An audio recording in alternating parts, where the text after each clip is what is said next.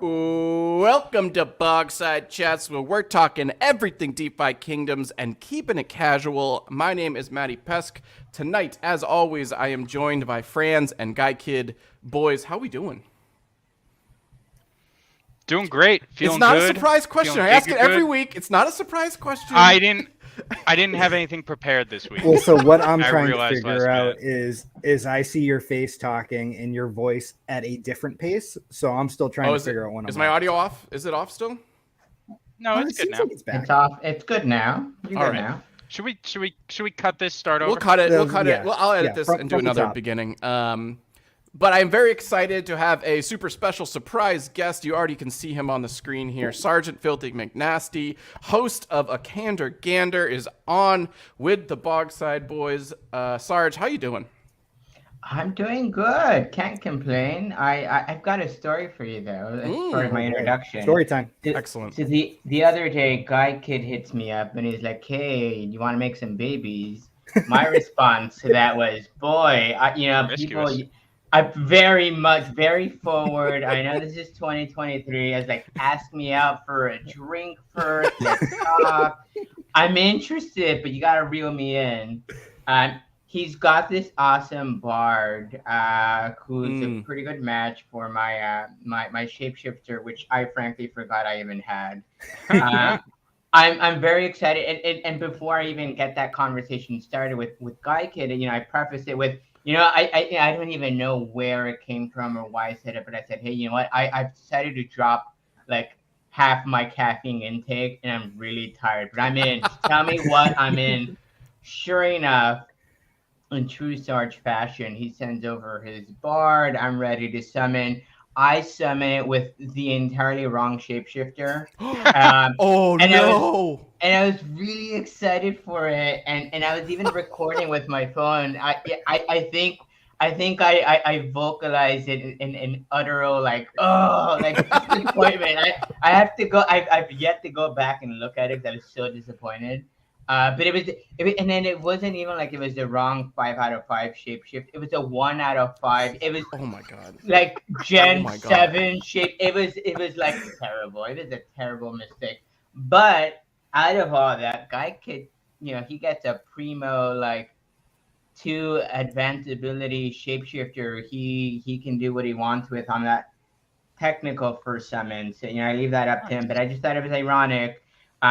Beware, Guy Kid may be may reach out in the future, and depending on how much you've drank, just don't take it the wrong way. He wants to summon with you to make some babies. Yeah. Wow. Yeah, he got me last night. He got one of my shapeshifters. Talked me down well below floor value. 2 closes I think they were within 10 minutes of each other. So pretty good night for me. I mean, he And has then a I went background on in to sales. Have summon we a said that? mythic Can I say thief that? and a legendary bard. You got a legendary bard and what? A mythic thief. Damn. Very nice. Life And was then pretty Matty, good yesterday. you got a rare spell bow. Yeah, I dark summon. I've been keeping my dark summoning going after this event. I kept them going. I've been not as many as when I the last week, but I've done a couple, and I hit on a spellbow legionnaire with a dex stone. Or less. It was lesser, but still, it's 93% now, so it's insane. Very cool. And a little preview from me. Later on the show, I will be DSing 2 mythic monks with a greater dex stone. Nice. Wow. We're in the big leagues now. I got to keep Yeah. up with all these degens summoning these monster freaking heroes. Mythic Squad sets the bar, It's them. It's speed. They are the bar. Skiller. It's so many people. Dags. I don't like it. And then other ones that don't put it on Twitter, like Cool, Ben Friend. They all have these monsters that we don't even know they're out there. Oh yeah, Baka is like every other day. Well, yeah, him. Mythic, and he's just so coy about it. He stopped posting those unless I'm just not looking for those anymore. No, there's some That's gonna be a whales problem. swimming out there that are just ready to eat us up. But all right, that's gonna be a little bit later. We're gonna do the summon, and we got kind of a loose agenda tonight. Up top though, I do want to bring up last week. A lot of the team spoke at the AVAX summit in Barcelona. The biggest, the most important speech was Dreamer's. I was gonna hit play on it. Dreamer's speech that he gave as a keynote where he kind of went through and did like a whole ton of things about Defikingdoms. Right here, I thought was interesting. I wanted to bring this up. He has this little panel here that shows travel happening, and it's a little graphic that I don't know if it was like made for the presentation to show like what he's talking about, or like if it's actual travel and like how this it's going to look. This is the first time I'm seeing this. I was just listening when I. So I find it kind of interesting because it kind of looks like there's your like the token represents whoever's moving, obviously, and then there's like choices you have to make of how you can move about the map. Any quick thoughts you guys had on this travel thing? I mean, they've been talking about travel forever. This isn't like new news, but the idea that he's kind of displaying it here is kind of exciting, I think, in general, you know? Yeah, big time. I have to say, I'm pretty anal. The fact that Peace isn't using the road bothers me, but I suspect it's pre alpha. Yeah, I mean, fair. I think that's what I'm excited for travel, right? If travel is just, hey, we're going to be able to move to new parts of the map, great, but that's travel in its most basic form.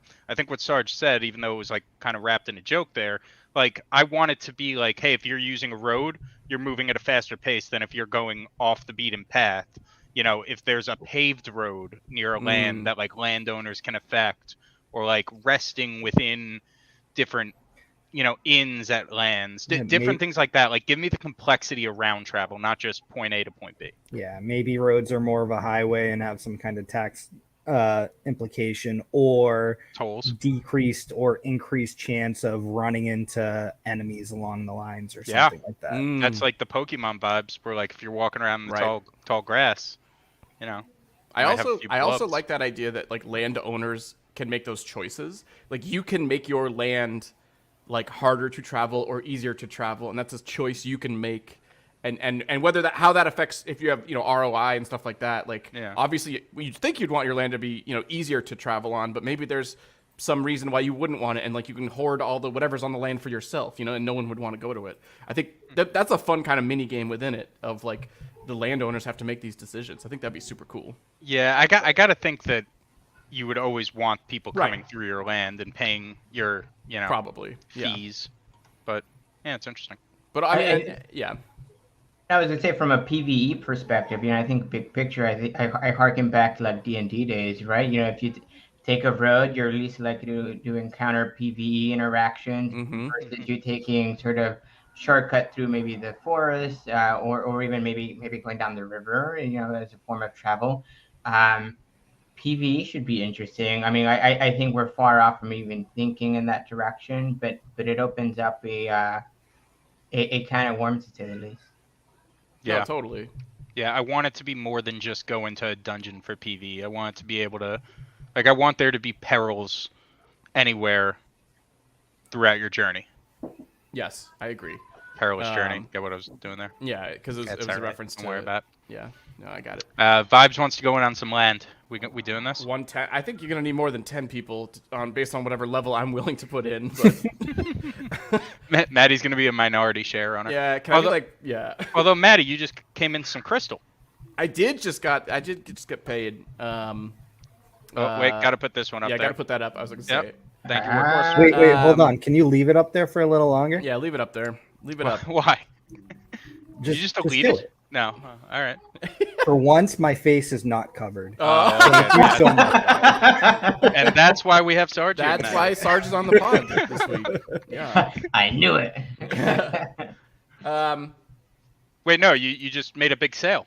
Oh yeah, I did. Oh, does this really go to commercial? Yes, I hit a mythic pet and posted it and had a bite and sold it for 6,000 crystal. Whew. So I'm very happy. Is that all the detail you're gonna give? That's all I'm giving. I don't. Why did it sell for 6,000? That seems like a lot for a pet. What happened there? It was a gardening. So first of all, it was a 9-star mythic pet. So I mean, it was a big boy. It was a green egg. It was a petal buster, and it had the power surge ability, which is the get more power tokens from your gardening, which I think is probably the best gardening ability that you can get, and so I think that's why it had the interest. Situationally, right? I maybe, I don't know. And also, I mean, at this point, a lot of the green pets are hype. At this point, we don't know how it's going to really interact with gardening yet. So I think I mean, we sort of have an idea of it, but like we haven't seen it in action. So I think it was a lot of hype building into that buy too. Mm-hmm. But I'm happy with the. When I say situationally, though, I just mean like I don't have a lot in the gardens. I have a little bit. Right. Yeah. You have to have. Yeah. Yeah, my gardeners get me 0.001 crystal, or maybe it's 0.01. I'm not sure, but regardless, any kind of percentage boost on that, like what's it really doing for me, right? But whales that are getting, I've seen people get like 3 jewel, 3 crystal out of those, like pretty absurd numbers. Yeah, for, like for 20% boost to somebody getting like 1 or 2 every time is pretty significant. Yeah.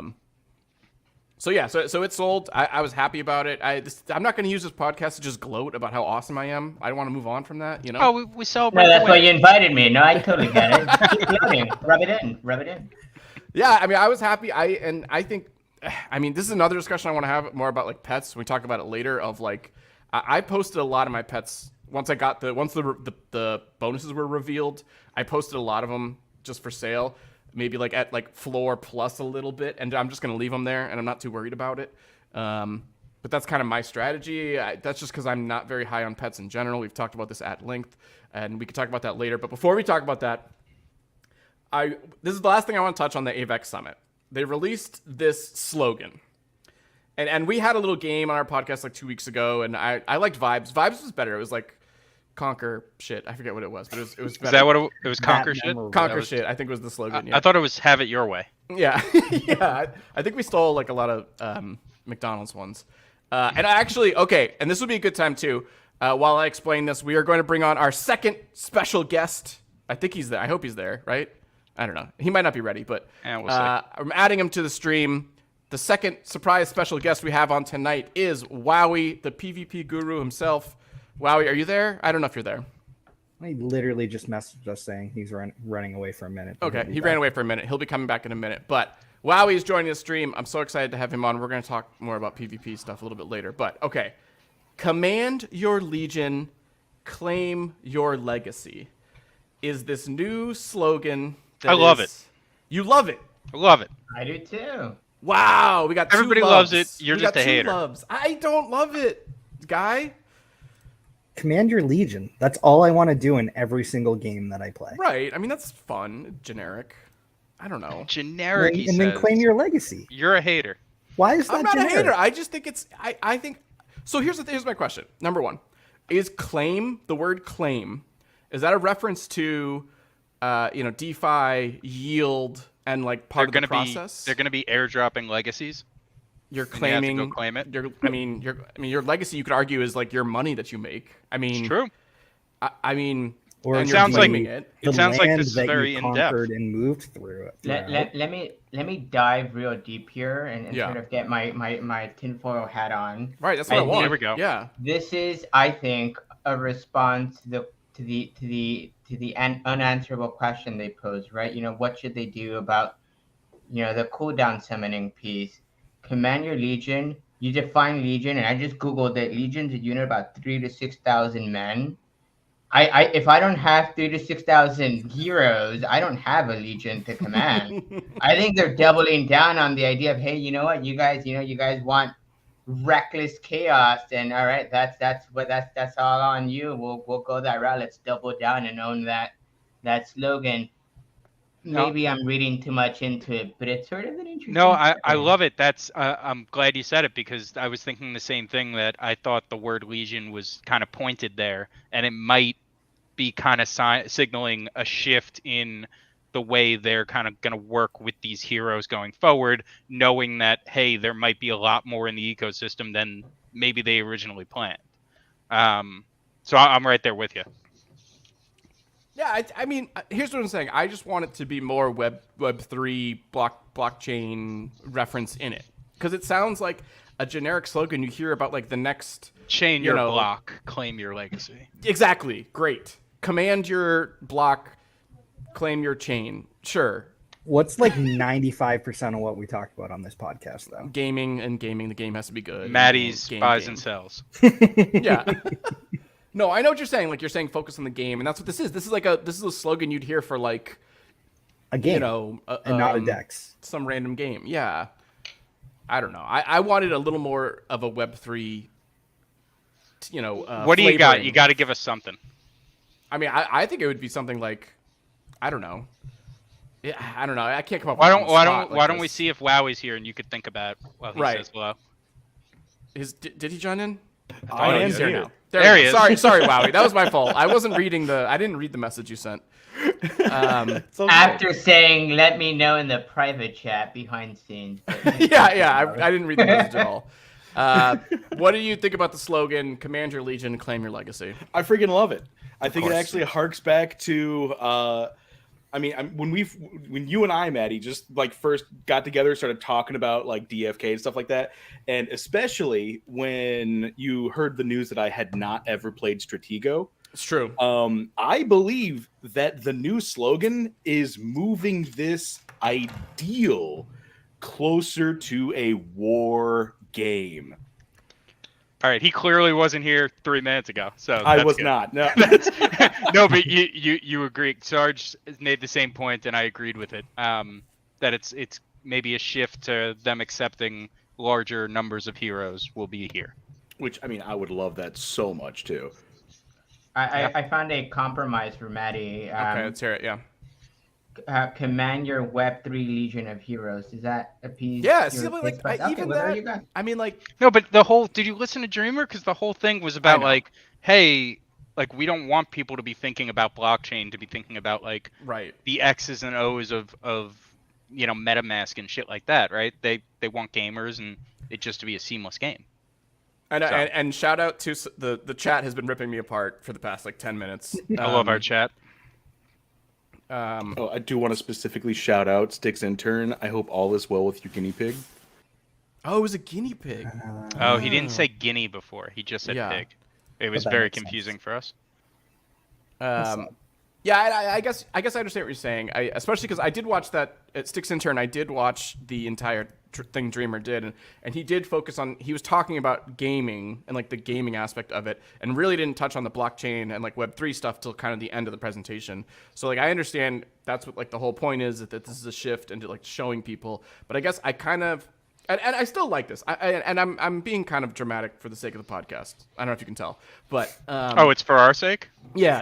Okay, got it. It's just for you guys. I do think it's good. I think it's a good slogan. I kind of wish there was a little more Web3 reference in it somehow. And again, that's probably you're right. And Bob, or was it Bob calling me a Karen? I mean that makes sense. I'm being a Karen. I'm being annoying. That was Bob telling me what's what. And also, shout out to Bob. Bob was awesome on the Grady telethon, which we'll talk about a little later. I had to follow him up. It was bullshit. I know. So I'm just being a Karen. I'm being annoying. So I think it's a great slogan. I'm glad they got that out there because I think it's gonna be fun and better for marketing to have like a solid slogan to go off on. 100% agree. Any other thoughts on that? Or the Dreamer presentation in general? I've got to say, huge shout out to Christian Peter. I think if it wasn't for him screenshotting that, I would have not caught it otherwise. Yeah. I still haven't seen Bolin or the other ones because I couldn't find them and gave up after a few minutes, I'll be honest. But yeah. Yeah, if on the rare chance that anyone from AVAX like actually sees Bogside chats, I do think like I signed up and registered and just couldn't catch those streams live, and then there was no replay. So like I was definitely kind of disappointed at how that whole thing functioned in terms of live streaming. It wasn't anybody at Kingdom Studios' fault. Obviously, I think that was AVAX and how they like formatted it. And then also, shout out to Christian Peter because he had it up on his DFK Today stream almost immediately. So, but yeah, that was kind of annoying. Whatever. Weird note. All right, get back on track here, Matt. Yeah, let's get back on track. Sorry. I will say though, before we switch topics from that, if anyone watches, like specifically, you have to watch the Dreamer keynote. Mm-hmm. There's a ton of alpha that has not been dropped anywhere else, and I thought for sure I'd be seeing it all over Twitter, all over the DFK Discord, but. So we touched upon the travel a little bit when we were talking about that. Was there additional stuff? Should we pull it back up on the screen? I wouldn't say so right now, but I will say, like, for anyone who didn't really see anything else, rewatch it for sure. There's additional stuff, and I can't remember off the top of my head right now. Okay. The one thing that jumped out at me is when you travel, you've got a lead hero of the group, which makes me think that party sizes can be flexible. Interesting. Oh, that is interesting. As well as there might be some attribute to your hero. Maybe your lead hero determines party size. Maybe your lead hero determines travel speed. Maybe it determines running into instances or decreased chance of running into enemy parties. And there's a lot you can do with that lead hero concept. I kind of thought it would be a set kind of group. The number 6 is sticking in my head because that seems to be, with quests and things like that. But yeah, it'd be cool if you could have larger groups kind of traveling together. And then something iOS Code brought up on Grady's telethon stream or marathon stream, whatever we're calling it. But he was saying Hubert was dropping some alpha in Discord about gold pet eggs and how there would be a bonus that isn't kind of accounted for yet. It doesn't fall into the crafting, combat, There's a new gathering category of bonus. So his thought was maybe travel and maybe a mount type pet, that'd be awesome. Which would be so cool. Like I want mounts, I want carts, wagons for different like storage supplies, things like that. And I know the inventory's kind of been set, but anything that adds more strategy, anything that makes me think a little bit more before I make a decision, that's what I love about DFK. Like, let's go. Well, and obviously, like, is my mic better? Was it being weird? Yes, yeah, it is. Good. It's good now. But the idea of like wagons or like carts, I think is amazing. And those could be NFTs themselves, and there's a marketplace for them. So then you have to make that strategic decision of like, am I going to buy one of these and then carry things from one area to another of the map? It's a decision you have to make. Got it. I hate to bring this up, go down this rabbit hole, but it just occurred to me. You said wagons, and I'm thinking accessories, right? Crafting. Is the idea that there's a bag of holding with infinite inventory slots, or are we gonna have to choose what we carry, what we move around during travel? I think there's gonna have to be a choice, and I think, I don't. Again, we don't know. Well, we already kind of said that, right? With the battle inventory and then the smaller. But that's for like budget. PvP. We don't know if that's for like walking around the map. We don't know. True. Good point. Good point. But if those same layers exist for inventory, it means the functionality is there. Right. Very true. Were you gonna shout out the chat? What the workers comment? So I think he's just responding to Dags. It was speculation. Oh, okay. So he did say the Bazaar is going to be the name. That was in the Dreamer thing, yeah. Yeah. So the Bazaar is going to be the name of the order book. Cool name, by the way. Yeah, I like it a lot. And Dreamer said that in that speech. He was like, I don't know if I can share this or not. But it's called the Bazaar. But also, I feel like the Bazaar in general is kind of not getting enough hype. That's something that doesn't exist in DeFi, like an order book setup. No. In DeFi, like there's nowhere in DeFi where I can go like log a buy order at a certain price and it'll hit when it hits or never hit, right? It's like the way like Coinbase or I should say Coinbase Pro. Coinbase is kind of yeah. not like that, but I mean that's traditional. That's like Fidelity. That's Charles Schwab type stuff. Exactly. I mean, that's a big deal for. Well, and just the idea of it being in-game items is so wild to me. Of like I'm gonna post 3,000 bloaters for like 2 stamp pots or like some weird ass order that I can put up there and like potentially there's some degens that are gonna be like sure or whatever like I think that's gonna be super fun for the game aspect of it. Yeah, it's gonna be very cool. I was kind of freaking out about it. My background is in trading options, and I was like, wait a minute. If we've got buy and sell orders, will I be able to write call option contracts with bloaters? My God. That's awesome. Well, yeah, because like even, and again, I'm going to like the bigger picture of like whoever copies this, because it's all open source and makes it into, like right now, I believe you have to go to a centralized exchange to use leverage, right? And to do call options and things like that. Like you can't do that in DeFi. I don't think there's any dexes. Right. Aren't there? So aren't there some like perpetual funds in dexes or no? Those are only on the centralized. I think it's all through centralized exchanges, but like that kind of opens up that side of it. I mean, we're getting off on a tangent now, but yeah. And also, we're hitting my like knowledge of like I don't want to say things that. Oh I'm yeah, we go any further than this. Yeah. Don't worry, I got your backs, guys. Okay, good. Yeah. Good. Wow, you just take over. Yeah. And but yeah, we're idea, already being shown to be wrong, so that's fine. But that idea of like, yeah, next week bloaters are going to be worth 0.01 joule, so I'll sell you a contract right now for it. Like, holy shit, that is insane, and that's some degen shit that I'm ready for. Sign me up. I'm gonna have to excuse myself, gentlemen. Of course. I really appreciate it. I know. It's never enough time. Yeah, I'll leave you guys with this. I'm on my way to drop off family at the airport in TJ. It's weird. Anyhow, it's all good. Going south of the border. Ooh, fun. Y'all later. Later, Sarge. Good luck. Good luck. Trip to the airport. Is Thanks for joining fun. on, man. See ya. Very good. Thank you, Sarge, again for coming on and chatting with us. All right. So AVAC Summit happened. Something we wanted to talk about next, and I know, friends, this is something you wanted to talk about. So I'm gonna push you. Oh, did I? The community sentiment. So like this. All right. Again, shout out to Crypto Grady. He did this like epic cast where he had a bunch of people on, and they all had different opinions about DFK. There's something that actually you got on and talked to him, Franz, was about how, Grady can sometimes be down on the community for like the sentiment of DFK being low. And I think he's looking at a lot of the naysayers out on Twitter, and like he doesn't need to be doing that. But do you think in general, I think right now in our community, I think the people that are playing this game, like the active players, the like under 1,000-ish people that are doing it, I think everybody who's in right now is like super hyped and as bullish as you could possibly be. Now, the question is obviously, is that going to expand? I don't know. But like when you say like the community sentiment, is it up or is it down? I think it's impossible for it to be down with the people that are playing it right now.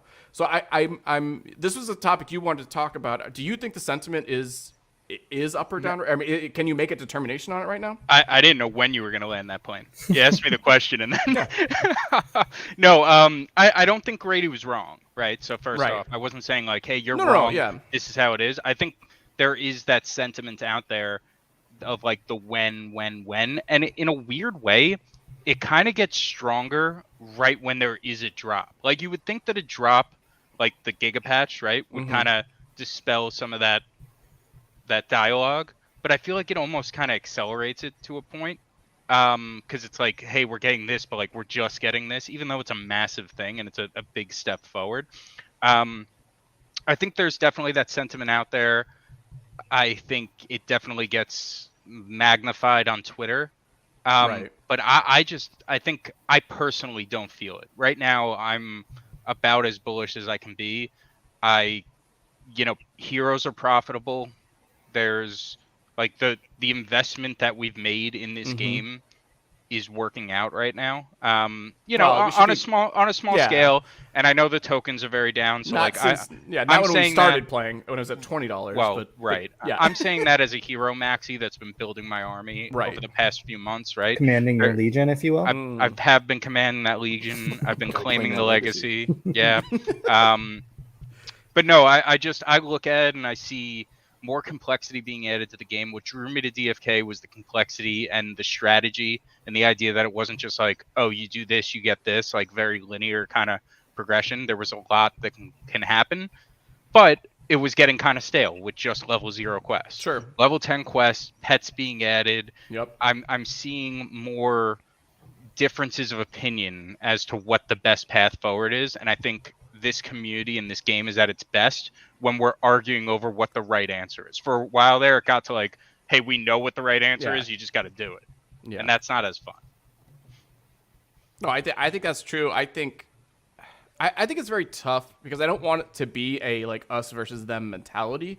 But I think right now it very much is like the people who are in it are in it for the long haul. And then the naysayers are people that are like on the outskirts and who are not playing it.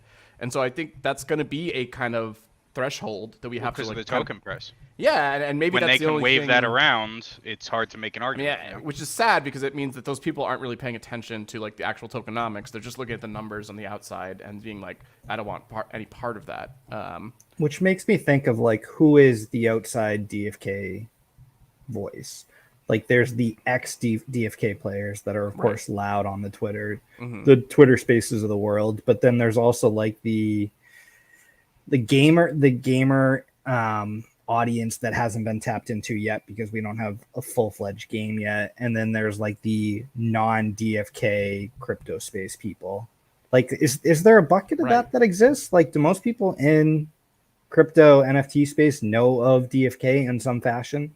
I'd actually be curious about that. I would say either the ones that were a part of it and rode Jewel, and maybe, a lot of them got out near the top because it's mostly traders on crypto Twitter, right? It's not it's not really a high game. Like it's a lot of people game, but it's just a meme at this point. It's something they can laugh at. Anytime there's a very public meteoric fall, like there are gonna be memes and jokes, and a lot of them are funny. Like the one where he's like, "Do you want to take the deal or like whatever?" And he opens the case on like Deal or No Deal, and it has like 10-cent jewel. Like that's a funny meme. Sorry, I don't know what to tell you. Wowie, what do you got anything on this? Go to Wowie, yeah. Oh yeah, no, I think that's a funny joke too. I love that meme. I think you're hitting the nail on the head. I mean, and I feel like for all of us longtime like players and subscribers to the goal and the dream, I think we're all really going to be an echo chamber of agreement here because we all have our hands on it right now. We've got our finger on the literal pulse of the game and project. But I mean, from your point of like we have an untapped gamer market, right? Like that is way more true than I think people really give credit to. Because what we're hearing is the naysayers on the crypto end, not the gaming end. We're hearing the naysayers on the crypto end because you're hearing people going, I'm a TA god. Anything that like look at this chart, like, oh my god, who would buy into this Ponzi? And it's like, obviously you're not paying attention to the actual game that's going on or the project that's going to be coming up in the future. I mean, if you're looking at what Wisdom Game is coming out with, I mean, it's just so good, right? I know. And I mean, we've got that on the horizon. We've got an entire game on the horizon. We've got PvP coming. We've got PvE coming. I mean, I feel like people have been just burying themselves in their writing work for fleshing out the entire universe the multiverse that's going to be DFK. And that's going to be all of the positivity right there. All the positivities in the future, while all of the negativities in the past, and people are only seeing what's right in front of them. So, I mean, it's going to come, right? People are going to see it. They're going to come here. They're going to love it. We both click on it at the same time. That fucking Wowie, yes. Maddie, your mic just went to shit, so I'm going to cut you off there. Whatever, I'm too excited. Too excited. Yes. Yes. Did you mute me for that? Am I still muted? No, your mic's fixed now. Go for it. Okay. Yes, that's 100% right, and I think it's going to be hard to, I don't know, hard to explain. And this is something I've talked about this on other streams and on this stream of like we need you to show people like what is being created here, and like display it and show how like smart and intelligent it is, and like the actual idea of EVE Online or WoW, like that is blockchain, like that is based on the blockchain where like you own all the assets, you own the heroes, and like and like once people see that, once that like is out there and like that understanding clicks, I feel like there'll be such a wave of people jumping on. I mean, so one little disagreement I have, and I do agree with all of that, but when there's a Twitter post that's negative about DFK and the first 5 replies under it are like the usual suspects on Twitter being like, no, DFK is great. You haven't been paying attention. Like, to me, that just seems so, like, we need to be a little bit more tactful about the way that we're discussing it. Is this a direct shot at Styx Intern? No, it's not. It's a direct shot at somebody else, but I won't say names. Okay. I think no one close-knit in the community. Like, sentiment right now isn't rising or falling. It's trading sideways. Like, yeah, there's little, like, we get the updates, we get little blips of hope, you know, but for the most part, it's all like, yay, thumbs up, like, I'm still here, but like my mind hasn't changed at all. Like, my opinions have yet to change. My emotions are in a sideways market right now. There's no downs or up. Yeah. I think, and I don't want to beat this to a dead horse because like I think all of us here are like very bullish and are just going to keep singing the praises of the team, and I think everybody else needs to kind of get on board, and meaning like the rest of the world, to be honest. I do need to change gears right now really quickly because I don't know how I let this slip, but Guy Kid has a new background and I'm just realizing now what's going on here. What is going on with your background, Guy?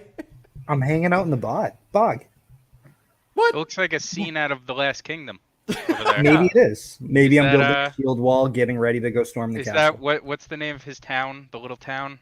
I just finished binging Bettenberg? it. Bettenberg, yeah. No. Bebenberg is his homeland. Yeah. When he has that little like small little town. Oh, right. Like really early, right? Cookham. Yes. It looks like Cookham. Anyway, let's get it back on gear. I thought you had another joke. You had a different joke for that background, I thought. I did? I was queuing you up for your joke you wanted to make. I don't write these things down. It was like Makes me think of it's a bog. It was a bog-side Elden Ring boy. Yeah. Oh, so like we're on you're the chatting next to a side bog. of a shack, hanging out in the bog. That was your joke you wanted to make. You told me you wanted to make that joke. All right. Anyways, Cheers. everyone needs to play DFK. The sentiment that the fact that there's people on Twitter being negative is ridiculous. But we can't really fight that. We got to keep living. I'm very much in the camp of the people who have left DFK. We're not going to win them back. Like people want to win back all these old players. I don't think they're not coming back. Yeah. There are plenty of people out there. Yeah. Right now, sure, but like let them come back on their own. Like I don't need to convince Slow Mad that this is a good project. That doesn't do anything. Right. No, I agree. Right. Yeah. He's gonna farm content or farm clicks by talking about DFK. I don't care. Let's get the new players that have never heard of this stuff like that. Like it's a good product. The cream rises to the top. Is that what the cream is? That Yes, that's the phrase. Yeah. You got it. The cream of the crop. Exactly. yeah. There you go. Okay, cool. Dag's calling out exactly who I was talking about when I said that. I know No, you- he won't. All right. I'm gonna change up a little bit of the order of the agenda. Can I summon my monks now? You want to do that now? Should we? You want me I to? was wait to the end on that. 'Cause All I right. wanted. Wowie, I'm DSing 2 monks. That's terrifying. Mythic monks with a greater dex crystal or Ooh. stone. Hold on, that sounds great. Yeah, this is a big one. Are we doing it now? Do it. I Why kinda not? Now forced my way that into you've hyped it, we have to. All right. Oh, it's already ready. It's already ready. Oh, I'm ready. No, I this just- guy is just doing a summon. This isn't mine. What is this? I Oh, have this is no Guy. idea. We're just Guy, gonna what- open some crystals and see what I didn't know it was happens, your guys. screen. I thought it was Francis' screen I was putting on. All right. Yeah, so we're gonna do a dark summon. I also want to shout out just dark summoning in general. I've been kind of on a dark summoning kick lately. I haven't in the past, and I've been doing it more regularly. And I'm very close to doing some of my like.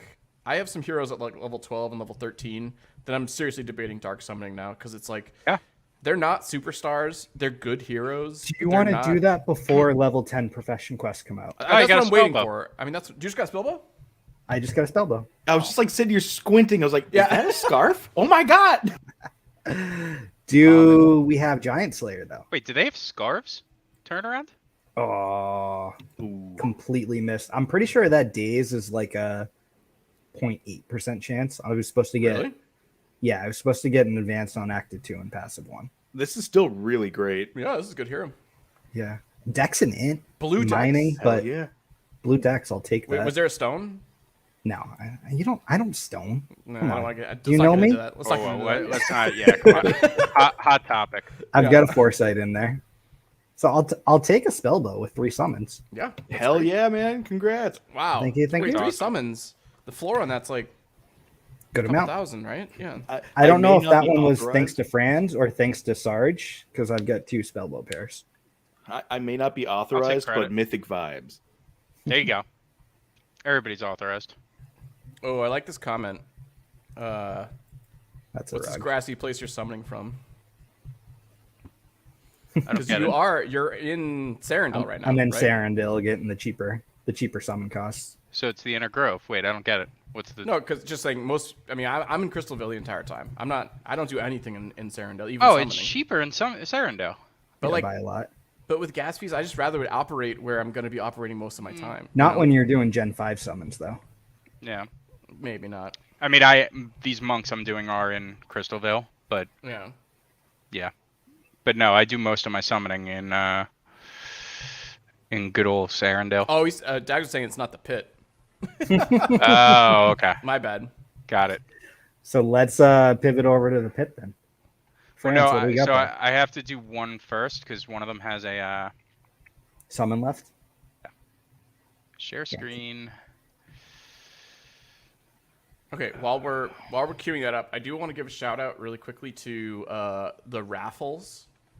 I know Franz, you wanted to mention this too, but now everybody should be working their tickets in the raffles because now is prime time. That's all I have to say. So and we've been saying this with Fight Club. That the people who have been grinding Fight Club the past 2 weeks have been getting a nice helping of raffles, and I set my Fight Club wallet to go towards my helper wallet as far as the raffle tickets I win in Fight Club go to my helper wallet, and that auto raffles for me. I have won more mini and small raffles in the past. It only started like 3 or 4 days ago. I think everyone else started running out of what they had saved up from duels last season. I have won so many. I think yesterday I looked, I had like 25 wins. Like absurd numbers. So I just turned it on last night for my helper. Same thing with my helper wallet. And I now have hit on 5 regular vigor crystals. Because I'm doing smalls exclusively, which I think is everybody can use different techniques or whatever. But like the fact that I have 5 now is like I would not have a collection of that without the raffles. Mm-hmm. And I think it's because it is easy to win right now. So yeah. Everybody get out there. I mean, maybe I shouldn't be saying this, but everybody get out there and use up those raffle tickets. Yeah. This first one I'm doing, this monk had a summon left on it, so I just rented a ninja. It is recessive ninja, so that's why I went that route. Okay. But this is basically just to waste it. It was a very cheap rental. Use I think it was like 20. Up the one remaining. Yeah, it was like 20 crystal rental, I think. 25. It's all good. So that's solid for a ninja with a ninja sub. I like that. Well, all right. That was ninja sub. After we do these summons, or ninja recessive. Sorry. After we do these summons, though, we're going to talk about one of our agenda topics, which was class subclass pairs that you're looking at specifically. Because I know, Franz, Let's get into that now, and I'll. All right. Yeah. Are there? See. All right. So this is an interesting question that you brought this question up. Is like, are there class subclass pairs specifically that you're looking at? Are you looking at class subclass pairs that are not kind of like traditionally matched, or are you saying like just in general? Well, I'm just saying so we have a lot of information now, right? First off, oh great, a monk. Monk warrior, very cool. To the pit. Shitty. Whatever, it was a waste. Yeah. So just the idea that like we've gained a lot more knowledge, right? So at first it was, I want an advanced sub or I want a well-aligned sub because stat growth. If I have a warrior sub on my ninja, it has high dex, or an archer sub is a better example. It has high dex, that's good for ninjas, cool pair, right? But now we're in this place where we have, for all but one basic class, we have the skill trees as well. And I thought, with WoWie coming on, this was 2. What other one don't we have? Monk and Scholar. We don't have. Oh, Scholar, right. Yeah. That it was a good opportunity to kind of discuss, like, hey, what might work well together, right? So I know one that from people I've talked about or talked to in the community, Berserker sub seems like one that has a lot of utility as far as different classes go. For a hero with like toxic or any kind of poison or bleed moves, because the Berserker can hit a lot of different targets. So just things like that, like, hey, like what kind of subclasses do you really like as a pair? See, I definitely want to hear your opinion on this, but I want to jump in. I think it's very few that I think I want like those cross. I already pulled up the thing that said Ruck. Anyways, the like if it's a caster, there's not very many like martial classes that I want him matched up with. I think Legionnaire might be the exception. Define martial classes for the uninitiated. Guys who swing swords hard. Like the fighters. Okay, I call those melee classes. But sure, whatever. That's fine. There's not a lot of casters I want with a melee sub. I think, and Legionnaire, again, Legionnaire might be my one exception because Legionnaire has some really cool, unique moves, especially some dex-based ones. Like that spellbow that I just summoned, my rare spellbow had a Legionnaire sub, and I'm like super amped about that because Legionnaire has a lot of dex-based moves, and obviously spellbow is, dex maxi. So like I'm very excited about that combo of spellbow, Legionnaire. I think in general, I think I'm more willing to have a martial, so like a berserker, Legionnaire, fighter, not fighter, warrior or knight with potentially a caster subclass, especially wizard. Wizard has that whole line in his path that has like the blocking moves, that has like the put up a shield. So I think I'm more willing to have a martial with a caster subclass than a caster with a martial subclass. Do you follow what I'm saying there? Oh yeah, I totally got you, and I think I might be able to change your mind a little bit. Ooh boy, I'm excited. Especially because I know you are one of the consistency kings out there. Yes, yeah. Now, what would you say, a caster class's biggest weakness? Hit points. Hit points. They're not squishy. Yeah. You flick them in the forehead, and they're crumpled on the ground. You know what I'm saying? Yeah. So, take warrior for example as a subclass for, say, a wizard, right? You would say, oh, that's typically really terrible. I don't like this stat growth. Right. I don't like anything that's coming out of here. None of this matches. What you're getting is the typical HP scaling from the wizard, which is terrible. Mm-hmm. You're getting the typical MP scaling or mana scaling or mono scaling, however how many ends anyone wants to put in there. You're getting that from the wizard as well, right? You're getting your main class abilities from the wizard, right? Yeah. You still have the weakness of the wizard, low HP. What the hell can you possibly do with a warrior to completely get rid of that weakness? They've got an entire skill tree dedicated. Wowie, I am the straw man in your argument. I agree. I am that person. Yeah. Isn't it not a straw man argument then? Well, I'm saying it's no longer. It's my argument. Got it. So, take for instance, like, okay, you got your wizard, super squishy, and now you've got a warrior subclass, and I'm going full juggernaut sub. I'm making myself a defensive heavy caster, right? Okay. I can take more hits than any other caster possibly could. And let's say, for the sake of argument, if I want to be doing consistent damage, right? If I'm going for a fire mage and I'm trying to pump out as much damage as possible, I might go the route of lifesteal in the very beginning to give myself a self-sustain. So I'll go for damage reduction, be able to take way more hits than another caster, and I'll be able to give myself a self-sustain on any kind of nukes or damage over time that I'd be giving myself. Wasn't there someone out there that did some kind of podcast that talked about how whenever you build a hero, what you want to do is you want to min-max all the key stats of that hero? That was us, Guy. Are you talking about us? And I wasn't on that one, so. That's 100% a strat. Yeah, but so do you want survivability on a hero that's main goal is DPS? I would think so. You're saying glass cannon, like really max that glass cannon. Truly go glass cannon and hit as hard as possible. I think so too. I struggle with the idea of the subclass skill tree being sufficiently important that it will actually change the sort of the base reality of the wizard, in that he still has low hit points. He still is going to be a caster and is not going to be able to take damage. So I think I understand what you're saying is like some of these skill trees have really cool ideas behind them. I don't know if they're going to be strong enough to actually change the characteristics of the main class though. Wow, you may be right about that, but you could also go into things like, just to hammer on the warrior side, there's abilities in there where you just gain a barrier, and it's not, a physical or a magical barrier. It's just a barrier, right? You've got barrier moves. You've got a ton of damage reduction moves.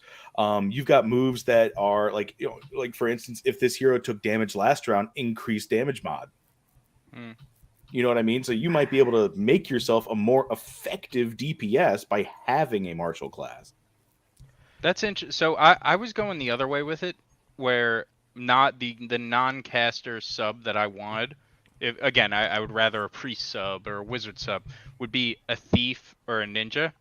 Okay. And the reason I'm going with those, and I'll throw shapeshifter in there too. The reason I'm going with those is less about the skill tree and more about the formulas that we don't fully know yet, but I'm pretty confident on. Yeah. The evasion, right? The idea that if I have a glass cannon, I want that agility procced up a little bit higher so that things miss me. Oh, yeah, 100%. Yeah. So you're going from like, okay, so I'm going to be taking a reduced damage all the time, or I'm going to be taking no damage sometimes, right? Right. And if your chance to evade isn't 100%, like I'm sweating, right? Like there's that RNG of like, there's a 1% chance I'm just going to get blown up right here. Mm-hmm. Yeah. So, I mean, I really like that frame of mind, though, because I mean, it's exactly what's needed, because you have to take that into consideration. Everyone's got to understand, and I don't think I've really like thrown this out here enough, especially for anyone who's going to be listening later. There is no perfect build available. Agreed. Period. Yeah. Everything's got an answer. Every team is going to have an answer. What we are doing when we theory craft these things is we're trying to pre-answer any situation we might come up against to be able to like meld into a meta without getting taken advantage of. Have we looked at how many of the moves utilize duration? So like what percentage of the abilities are more than a one move turn? Or I think it's hard move? because we don't know the duration on any of them yet. So it's like I just can't really conceptualize it. No, I think that's a fair, and also too, Guy, there's a super huge curveball in Pirate and Seer with delay, which like just there's like a turn or two where the move doesn't happen. Yeah. Franz just looked so scared, and then his like camera went out. Well, it's because I took the screen share off by accident. No, it's okay. But like, I thought something happened to you. I was really worried. Like, because so where I'm going with that thought too is, if a move utilizes duration, do you know who they're targeting? So for the most part, it'll explain it. It'll say target enemy X for duration of X. But if again, you're don't know. targeting me, do I know which hero you're targeting? Yes. Well, wow. After the turn. Right, yeah. Once they do it, once they enact whatever ability is, I think you will get that. But when they're charging, you don't know, because so where I'm going with this. Well, you're talking about channeling or duration, because those are two different things. All right, yeah. So channeling, I believe the target will be known. Wowie? I'm going to the combat testing grounds right now. No, because where I'm going with this is that would make survivability moves for DPS that much more important. Right. It's a way to counter those high damage moves if you know your wizard or your DPS is getting targeted. Well, I know you know who you're targeting when you charge. You pick who you're before you start charging, but you're saying if the other team is charging, do you know who they're going to be aiming that charge at? Exactly. I think yes. I'm not positive on that, but I'm pretty sure you do know, and especially because the way taunt is written, which is a recent kind of ability. Taunt says if someone is channeling and then they get taunted, it now becomes targeted on the taunt person. Like it moves that move to the taunted person. So I feel like that's going to be available information because of that kind of description. Yeah, I think that when you channel something, like it's in the history as well, or it's just like right. blah, blah, blah, cast this, they are now channeling, targeting this. But I'm in the combat testing zone to check that out right now. Because that's a good question. Because that'll mean every hero, exactly to your point, every hero should have some level of survivability in their build. At least endgame. Like endgame is going to be extremely, it's all going to be based off of survivability, right? And I say this in the form of like, if you go to endgame on any of these games, right, it's not about the Worker's still here. Nice. All right, so cool. You do know that makes it easier. Yes, that's so much easier. I'm getting out of the combat testing zone. But when you get to the end game with these kinds of turn-based like team versus team games, it's all about the gear that's attached to the mechanic of the ability combos, right? It becomes less about like I've got 100% crit chance, right? Like that gives me like everyone's got 100% crit chance. Everyone's gonna be great at everything, right? What makes your team a little bit weirder or unique than all the other teams who are also all amazing. Right. So there's caps in, say, for example, damage reduction.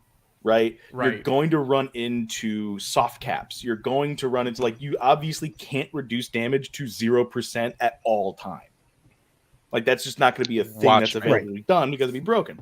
Yeah. But at the same time, there's also a soft damage cap. Like, at some point when we scale past 100%, like, everyone's got 100% crit chance in, like, the 70s. You know what I mean? Yeah. Like, everyone's agility, everyone's luck is going to be in the hundreds by the time we get to level 100. Yeah. So once we're at the 100% crit chance, we're not using gear to pad our crit chance. We're using gear to pad our survivability. We're using gear to pad something else. Yes, unless. But like for the survivability there needs to be that added thing that makes you above the other team. Whether 100%. Whether that's I can take 1.2 more hits, yeah, right, than somebody else, like that can make or break a end game team.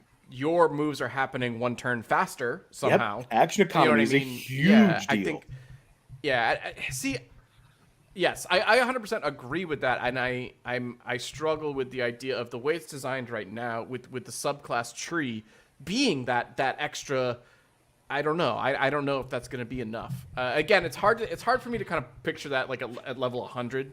Like I can't quite, I can't quite visualize that. Like we don't have to visualize that yet. Let's worry about what. No, I know, but like that's what I'm talking about though. Like at level 100, when your subclass is maxed out. How much percentage of your hero is going to be based on the subclass? Obviously, you could say 15% or whatever, but like, I don't know. I need to see that in action before I can say. So that's interesting, right? Because this question of what subclass combos do you like and stuff. Yeah. I was talking to O'Cool right before we hopped on, and because he sold me a greater dex crystal or stone for my monk pair. But we started talking about it, and he understands the skill trees a lot more than I do. And Wowie, this might be a good video for you to make, to just like a quick like 15-20 minute video of like, hey, what are the skill trees actually showing with these 10 plus moves and things like that? Because I've mentioned this on the pod before. I look at the codex for a theme and for what stats it's kind of procking off of to kind of get an idea. But I haven't really dove into the extent that you and Maddie have on your streams. Mm-hmm. And I didn't fully understand the 10 plus, and more so the idea that, hey, at level 20, we're really limited as far as what moves we can choose, right? I'm looking at these like, I have a great thief with double toxic, a legendary thief with double toxic that I'm really excited about. And I'm looking at all these 10 skills like, all right, I'm going to have that in, that's poison, I'm going to have this in. Yeah. And you look at it, and not only is it, you're going to be picking from the 1 through 5, skills there. But with the thief specifically, and O'Cool pointed this out to me, there are no 10 plus that associate with the 5. Oh, right. So when you're at level 20, you can only have the 10 plus for a 5 skill, right? Because you're adding that additional 5. Well. I'm sorry, I'm getting very in the weeds here. I don't think I explained that well. You're not wrong. You're completely right. But like if it's a lesser one, you could still have that. Right, but it's if I do a plus move that's associated with a 1 skill point move, that's 9 points. It's plus 9. It's not worth the value. No, not the value. He's talking about the mathematics. You can't actually do it. What's available? Oh, right. Okay, I'm sorry. Yeah. Because you have to use all the 1 through 5, and I should present again to. Right. I got what you're saying. Hold on. Yeah, you would only be able to get a plus version of something that would be a 5 cost. So you have to have one of the 1s here, one of the 2s, one of the 3s, one of the 4s, one of the 5s, right? To unlock the 10 plus. Mm-hmm. So now you're at 15. So with the thief specifically, none of these 10 plus associate with these 5s. So none of them are available at level 20. Right. So it's just, so I think I would guess, and maybe I'm just using myself as an example here, I would guess a lot of the community doesn't fully understand what we're looking at and is looking at all these and saying like, oh, I'll have this move, I'll have this one. So I think that would be a cool kind of video breaking that down. That's a really good point to bring up, because I typically do not talk about like the ecosystem for combat or potential PvP for how it is right now. I'm not thinking about level 20 player versus player. Right. I'm not making my ratings off of level 30 or 40 PvP. I'm talking about like when we have access to literally everything to the fullest extent at level 100. This is how I'm rating all of this stuff. Wowie, and shout out to Mythic Squad. Everybody should go back and watch this video where I did the Wowie challenge on the Mythic Squad. Do you remember that video? Everyone should go back and watch Mythic Squad for the one I was a part of. Yeah, exactly. Wowie, you know the one I'm talking about, right? Yeah. Like, you and I got into a debate about this very specifically, and the Mythic Squad guys were like, what are you guys talking about? Because we were debating sort of like level 50 versus level 80 and on one of the skills. Like, we were having an argument about it, and we because we were looking at it from a like long term kind of thing of saying how like, well, this move won't really be viable until you have other X, Y, and Z moves also on your on the hero's skill tree. And so like it isn't something that's viable for a thief until he's level 80 plus. And like the guys were just like, wait, what did you rate it though, Wowie? And I love them and it was super fun.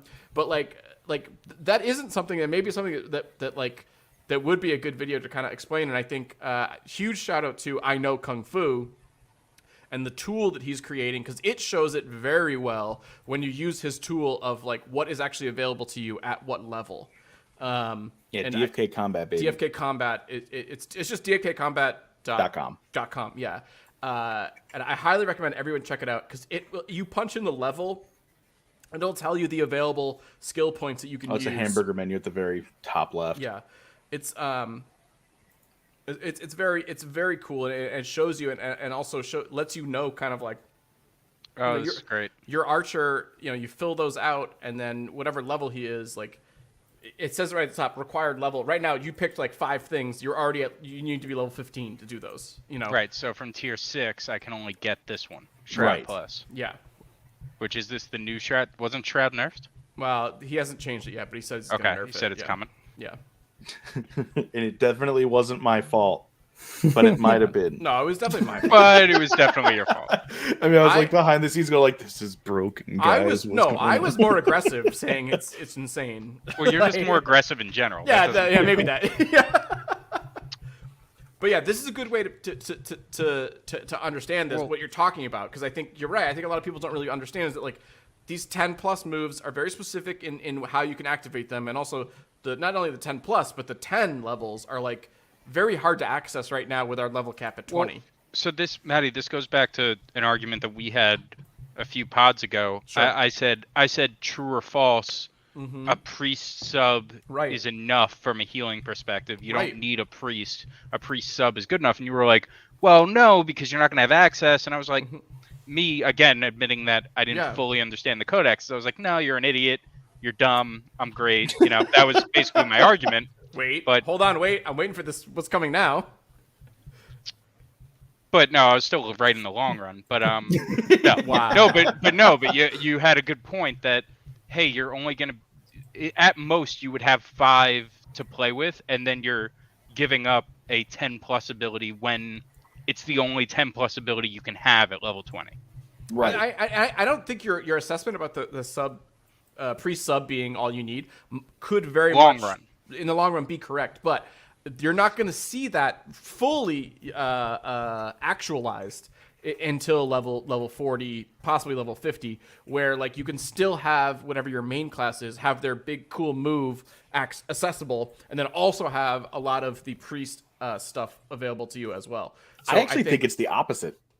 What? Hot take, right? Okay. Oh, all right. Here we go. I think you have to repeat what Maddie said first because I wasn't paying attention. Damn it, Franz. So what Maddie's saying right now is that the priest sub conversation that we were having before, where like, oh, all you're gonna need is a priest sub and you're gonna be good to go. Maddie's saying that that's going to probably be the case right around mid game. Where we're 45, 55, 65, when you have access to all of your main class abilities and themes, but then you can actually use the secondary subclass stuff. I think it's actually going to be the exact opposite, specifically in the case of the priest for healing.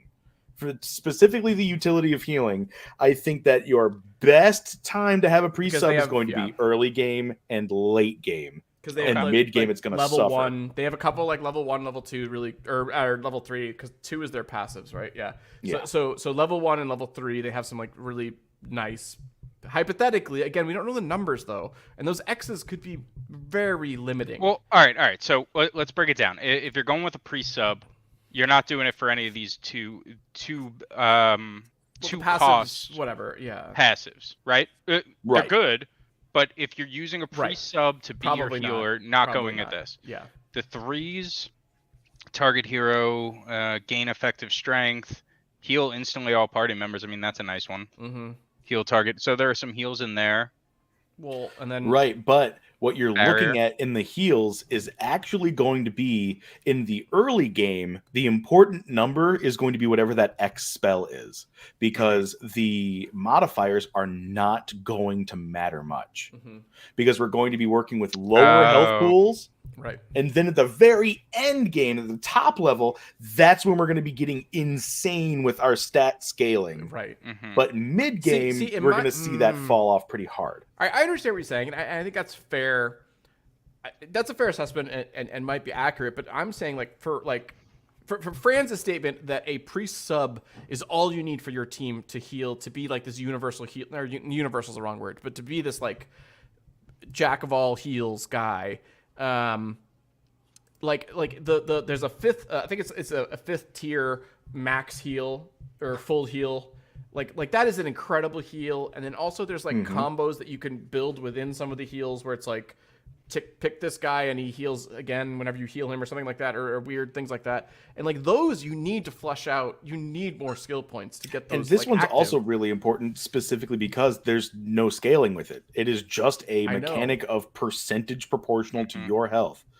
And so yes, you could sacrifice some of the main class early on and have a kind of subclass strong early hero, but I still think you need more levels.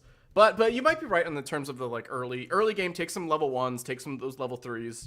Well, and I think the point I was trying to make with that initial, besides just being a hot take, because that's purpose in itself, was more that like if we're thinking that you can play this game without having a healer, right? Having a healer at all, which I think might be very possible. Yeah. I mean, I don't know. I'm pretty confident that there are builds that don't need a healer, right? So to just have it as kind of an insurance play, like if this blessing is all I take from a pre-sub, and to me it almost becomes like an ability, a trait at that point, right? Sure. I'm gonna use it one time. I'm not expecting to use this more than once. And with the exhaustion, like we don't know how many rounds that is, but I'm probably saying that hero's kind of out of commission after that. It's like a Hail Mary, like I need this. Kinda. I mean, say you're in the situation where you've got a knight priest, right? And your knight can handle 2 rounds of being beat on before it's in the danger zone, right? This can be used to stall your opponent out while they fish for criticals while you assess something else. Yeah. And you heal up your DPS. Are you saying having this on the knight itself? Yeah. Yes, because this is my argument with Resurrect, right? Because I mean, everyone get ready to drink. Mental deterrence and mental taunts are a very real thing, right? And when you've got Resurrect on any hero, the opposition's first thought is going to be, I do not want them to get value from that Resurrect. Get rid of it. And it becomes more valuable the more defensive the unit is. If I want people attacking a specific unit, I want it to have Resurrect because they're going to want to get rid of that first. Well, yeah. Yeah. No, and I think the knight itself, the idea of a knight being exhausted, a knight's presence alone is a lot of its value. Exactly. Like just the idea that it's planted in that front line, and that's what I took away from the combat training. Is like, hey, it's just there. Yep. And there are going to be a lot of classes that are very strong and very good that have a range of 1. That they're only going to be able to use that to go against that knight. So if it's exhausted, it's still serving a purpose while being exhausted. And does exhausted do anything on the defensive end, or is it just attacks? I think it's just offensive. Well, so, if you had the super spec up, you would have access to that. Everybody go check out. Why do I Wowie's need the super spec up when I have the super spec master on? Right. True. It doesn't actually do it. Like, it doesn't have an effect, kind of like how what's it called, Deathmark is. Though it would be kind of interesting if it did. But no, it is purely like offensively limiting. Yep. So it's great on a defensive hero. It's fantastic on a defensive hero. The only thing I would say as I didn't know what for it is the I didn't know what this did. I thought it did something different. The slow, I believe, brings down your agility, right? Slowed by 50% is just a hit on your agility. That would be what. And so, if there's any sort of evasion that you're using for your tank, that would hurt your tank a little bit. Yes. However, you also gain action economy by putting beneficial buffs on your tank and then slowing it down. But in terms of like exhausted doing anything to hurt the defense, there is a slight thing I would say with the slowing it. But yeah, you're right. I mean, for the most part, it like just limits the offensive abilities of the hero. Starbuck's gonna be a problem. That's all I'm gonna say. Starbuck is a problem. Yeah, I'm not happy about this. He's got the whole Mythic squad. He's got but he's like the quiet one, and I fear him more because of that. I mean, I guess out of the three of them, I'm not saying he's quiet. I'm saying out of the three of them. Mosh is the quiet one because usually he's had too many brownies. Hatching too many eggs. Yes. But Starbuck's gonna be a problem with his Dread Knights. He's hit like 4 in the last like month or whatever. So yeah, it's not good. We're all in trouble. Dread's gonna be that needs to die first. Foremost, get rid of it. But I do want to shout out to Major from a while ago. I just saw your your at me 20 minutes ago. This is good. We'll move on to the next one. Let's do this. Yeah. Oh yeah, sorry. So to answer your question here, I am super interested in the Bard. Ooh, I'm very interested to see where they're going to take it. I mean, I think everyone's kind of, for the most part, pretty straightforward. I think you got a little bit of a question mark with the shapeshifter, but I mean, I think we know what a paladin does. I think we know what a dark knight's going to do. They're probably going to be the yin and yang, complete opposites. They're both going to be martial classes. One's going to be more defensive and supporty. The other one's going to be more offensive and hybridy. I think we know what a ninja's going to do. I think we have a pretty good idea what a summoner is going to be capable of. But I'm very interested to see Bard. I agree. Like, that's the one I want to see the most. Guy Kid agrees too. Guy loves Bards. I love Bards. I want to see if they're going to go like the traditional like D&D route, or if they're going to go like the Red Mage route. How do you go like D&D Bard route in a gameplay like this, though? Well, it would be just like be team-wide buffs. Well, no, and potentially debuffs too, like charms and stuff, like messing with the other team. That probably build on each other every round. The Bard paths could be so crazy unique. It would be interesting. You know, there's a lot of different directions. Like Trickster Bard that is just debuffing and messing with the other team. Bard supporting the team, like the classic Bardic inspiration for the teammates, and then like some other sort of like spellcaster as a third track. Like not even it could be somebody who's like look at the Bard's weapon. Moves. It could just be like a super accurate attack. Kind of thing. Yeah. Like I have a feeling it could be different. The different they're tracks high could decks, right? Yeah.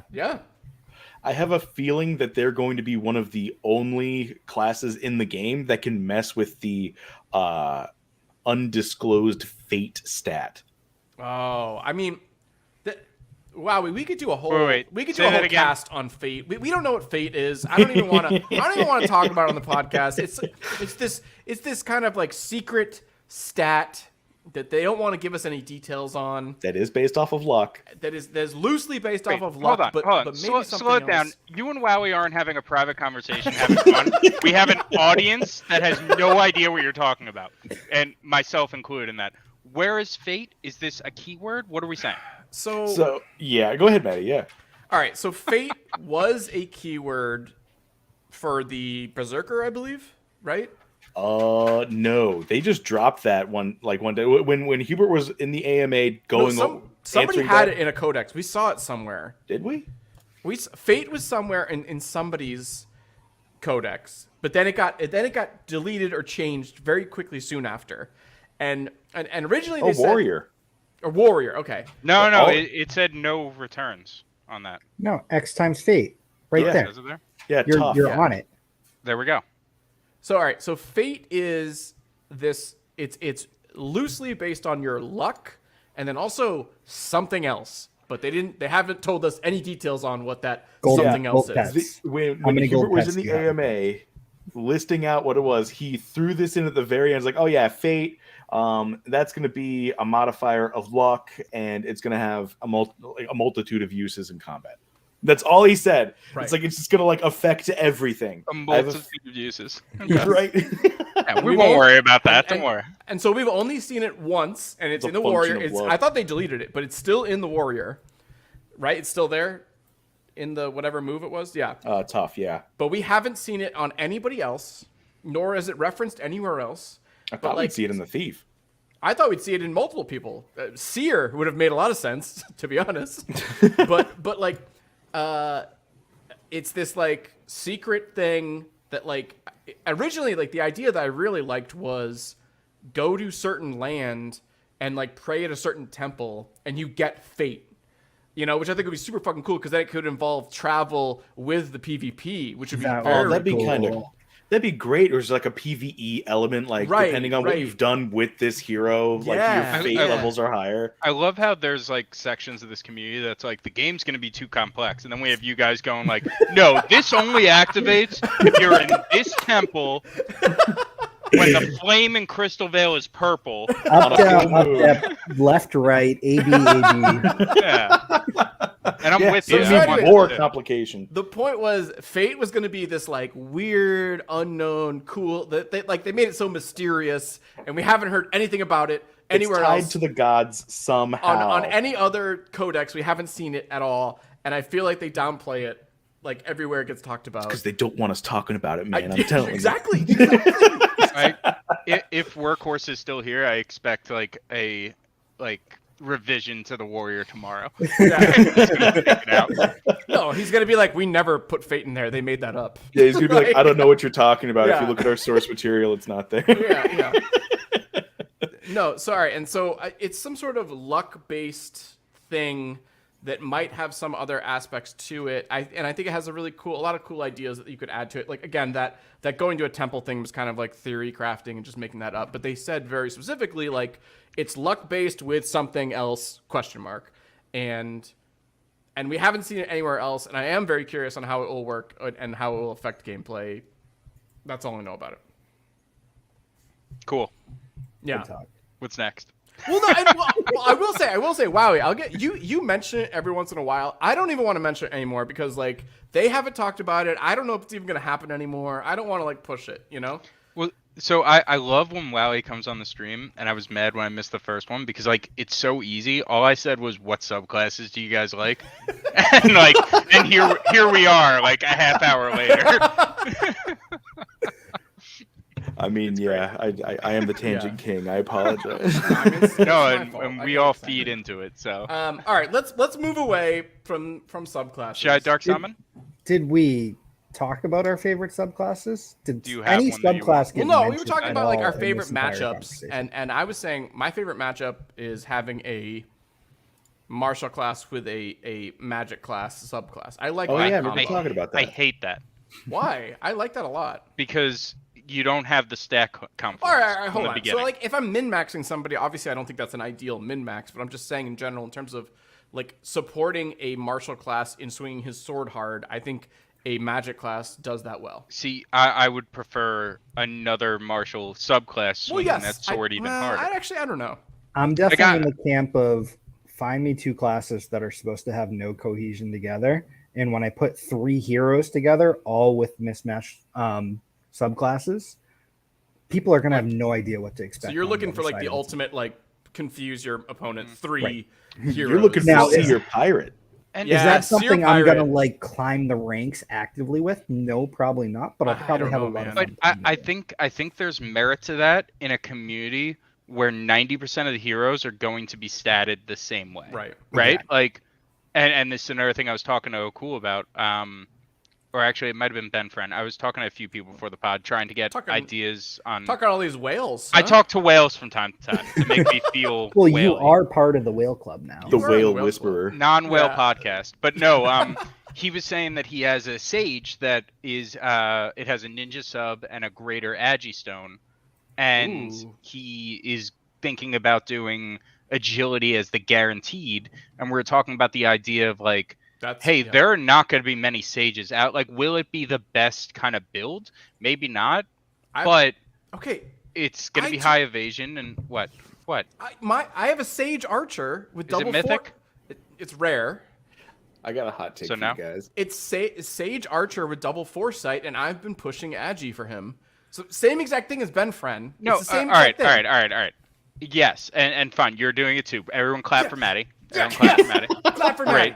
But my point is, 90% of the community is going to have a sage that their best sage. They're going to be guaranteeing intelligence or maybe wisdom. So there might be some value in doing something different. And Wowie has a hot take. I do have a hot take, and I think I'm going to upset a lot of people right now that have, especially whales. Those are the best kind. This is going to be whale FUD, and I'm so sorry for everybody, but I don't think that any hero that is alive right now is going to be viable endgame. Not one. Yep, agreed. Not that is one. Pretty crazy. They'll be viable for dark summons for endgame content, but I don't think need two of them. Any one of them is a viable endgame. I don't think this is that. I don't think it's that crazy of a hot take. I think we've heard takes like this, similar takes to this before, in terms of like, to what end dark summoning stones? Like all our heroes are useless now because of this. I think if dark summoning never existed, I might disagree with you. I might push back a little bit. Right. But with dark summoning, they're just going to keep getting better. Yeah, there's just every new summon has more kind of stat increases, level 15s, things like that. Especially once we get to level the dark 15 summoning and 20, the summoning bonus of based on the hero's level that you're summoning, they're going to get extra stats. This just kind of hit me. Dark summoning will accelerate that whole process significantly. Instantly you'll have a level 10, and then once we go to level 15, instantly you'll have a level 15. And you can take those top-leveled heroes and instantly use the max stat boost for those. I mean, imagine when we get to a point where, it's not quite the expensive thing that it is, but you're burning 2 level 20s. Right. There's a significant stat boost that you get from that, and the percentage boost that you get from that immediately added, and now you have another level 20 that has those increased stats. It's going to be insane. That might be an argument against rarity creep. Yes. And it'll add to power creep. But I see Grady. But it's almost Grady is in the chat, and I don't want to Grady, I'm not getting into a stone argument. I do not want to talk about stones, Grady. I know you're trying to do that in the chat. I see you in the chat trying to talk about stones. Can we talk about stones? Yeah, let's talk about stones. No. Grady's doing this Grady did this. Grady did this. Are greater stones the best stones that exist in the game? What do you mean? that was the point I was going to bring up. You think there's going to be like value? There's going to be a bigger one? Will there be a bigger one later in game? Omega Stone, man. Well, wait. So lesser Omega Stones, it adds 2% to every stat. Grady did this. So now as I'm thinking of this, and the idea of if the best heroes in the game today, right, aren't going to be the best heroes tomorrow, if we're going to be throwing them back in to then get the additional boosts and kind of, it's almost like that's power creep, but it's almost like a controlled, manageable power creep. Does that make sense? Yeah, I think their ideal is to really base new content that comes out. I think they're going to base it off of hero creation, because they want the summoning to be a integral part of Defikingdoms. So like say, okay, there's like a 3-month quarterly rotational like raid end game wise. They're like, okay, here's the stats are going to look like. All right, none of our stuff is defensive enough for it. We got to start restoning these. So we got to make new ones. We got to restone for endurance. We got to be able to take a hit in the very beginning of the raid, because it just wipes you if you don't meet this one criteria. And nobody's stoning for endurance right now. So we got to start making them. You know what I mean? Like those are probably going to be something we're going to run into. So they're going to kind of wield the power creep against us. Yes, which I think is a great idea. They're going to say you didn't creep the right way. You have to go creep this way. Or they're saying like, here's your heads up. Begin creeping. Interesting. Damn, I like that. And we only have to, we only have like 2-3 years to worry about it. So like, we got to start planning now. I mean, we're talking about events, right? We're talking about commanding our legions, right? We're talking about claiming some legacy. Claiming our legacy, yeah. So, I mean, I think we're going to be seeing like, okay, here's your little army that you've got right now. Split it. Put it over here. Put a part of it over here. Bring some crafters over into these lands. Bring some gatherers over here, right? But if you're going to be part of the current content, we're going to be coming out with a new event every so often, and you're going to need specific builds for it. You can't just use one character or one team for everything. Mm-hmm. Interesting. And then you have Starbuck in here thinking Blast Off might not be ages away like it once was. That's a hot and hopeful take, and I like it. I mean... there was a lot of talk that the Quest V3 contracts are a lot easier to manipulate, and now that everything's on the Diamond standard, it's going to be easier. Well, okay, I believe the exact... Oh, wait, let me just finish real quick. I believe the exact wording was, it'll be easier for us to create more extensive and interesting quests. It was something like that. Right. No, they've said that multiple times of like, this will ease our like future things. I want to change gears. Unless people had more things they want to say about that. People apparently have things to say about that. I know there's a lot to talk about that, and maybe there is a crypto greedy Bogside Chats Stone debate episode that we should plan in the future. Maybe we should do that. And Franz, if you don't want to participate, you don't have to. I just feel that I've said all I need to say on Stones. I agree too, and I also I don't know. I disagree with Grady. No, of course I want to be a part of that. What are you talking about? I think he knows that. It's all in good fun, and like it'd be a fun debate, but I feel like it gets talked about a lot. So let's move on. Let's move on to another topic. I do want to discuss. Can I dark summon my monks yet? Yeah, dark summon your monks. monks. You haven't yet? You got monks to dark summon? I just summon? assumed you just did it without us. Yeah, I was kind of hoping Workhorse would like drop the codex before I did it. Workhorse, if you're still here... He's not dropping a codex right now. Are you kidding me? Workhorse, if you're still here, blink twice if Greater Deckstone is a good choice here. I'm doing this kind of blind. Right. Dex will never be a bad thing for any hero. I want to see this dark summon. We got two. Explain what you got, and then we're going to talk about pets a little bit with the new patch here. All right. So I got a mythic monk the other day from a ninja. I was summoning 2 ninjas together, just making more floor fishers, because the price for good fishers, thieves, ninjas, even pirates, is way up over 100 crystal now. I sold the Gen 1 thief don't tell Guy knows all about this. 1,600 crystal or something stupid. Yeah, Guy knows all Maddie, your mic needs to be reset again, Maddie. Sorry. But so, yeah, it used to be 70. I don't want floor heroes. I don't want wizard fishers. I want them to be stat aligned because I think that's going to matter as the game progresses. Especially as we get to these higher level profession quests. I agree. Yeah, so it was cheaper to do it just summoning him. I got a monk, bought another monk. So what we have here is a monk mythic and a monk pirate mythic. Okay. The interesting part is down here. So this one that I summoned. Can you make it a little bigger? Can you make it a little bigger? Oh, could I? Can you switch to dark mode? Not on the spot. I can't. So bright. So bright. Bear with me. So recessive ninja, recessive paladin. Ooh. We're gonna have to clip that moaning. Interesting. So you've got a chance at purple dex too. Like not super high, but like you could get purple dex with your dex stone. So I wasn't even looking at that. I guess 11% chance here, 46% chance here. So I'm gonna get. So all right, I'm using a greater dex stone. My reasoning is there are 4 stats, right, for the monk. There's that are even as their top stat. There's strength, dex, agility, vitality. Why not vitality? Strength and vitality, I'm priced out of. A greater strength stone is going for 1,750 crystal. Oh. Vitality, wow. I was seeing like 1,500 crystal. Oh. I didn't check too hard on that one. I got the greater dex stone for 1,000 crystal. So it's still quite the price, right?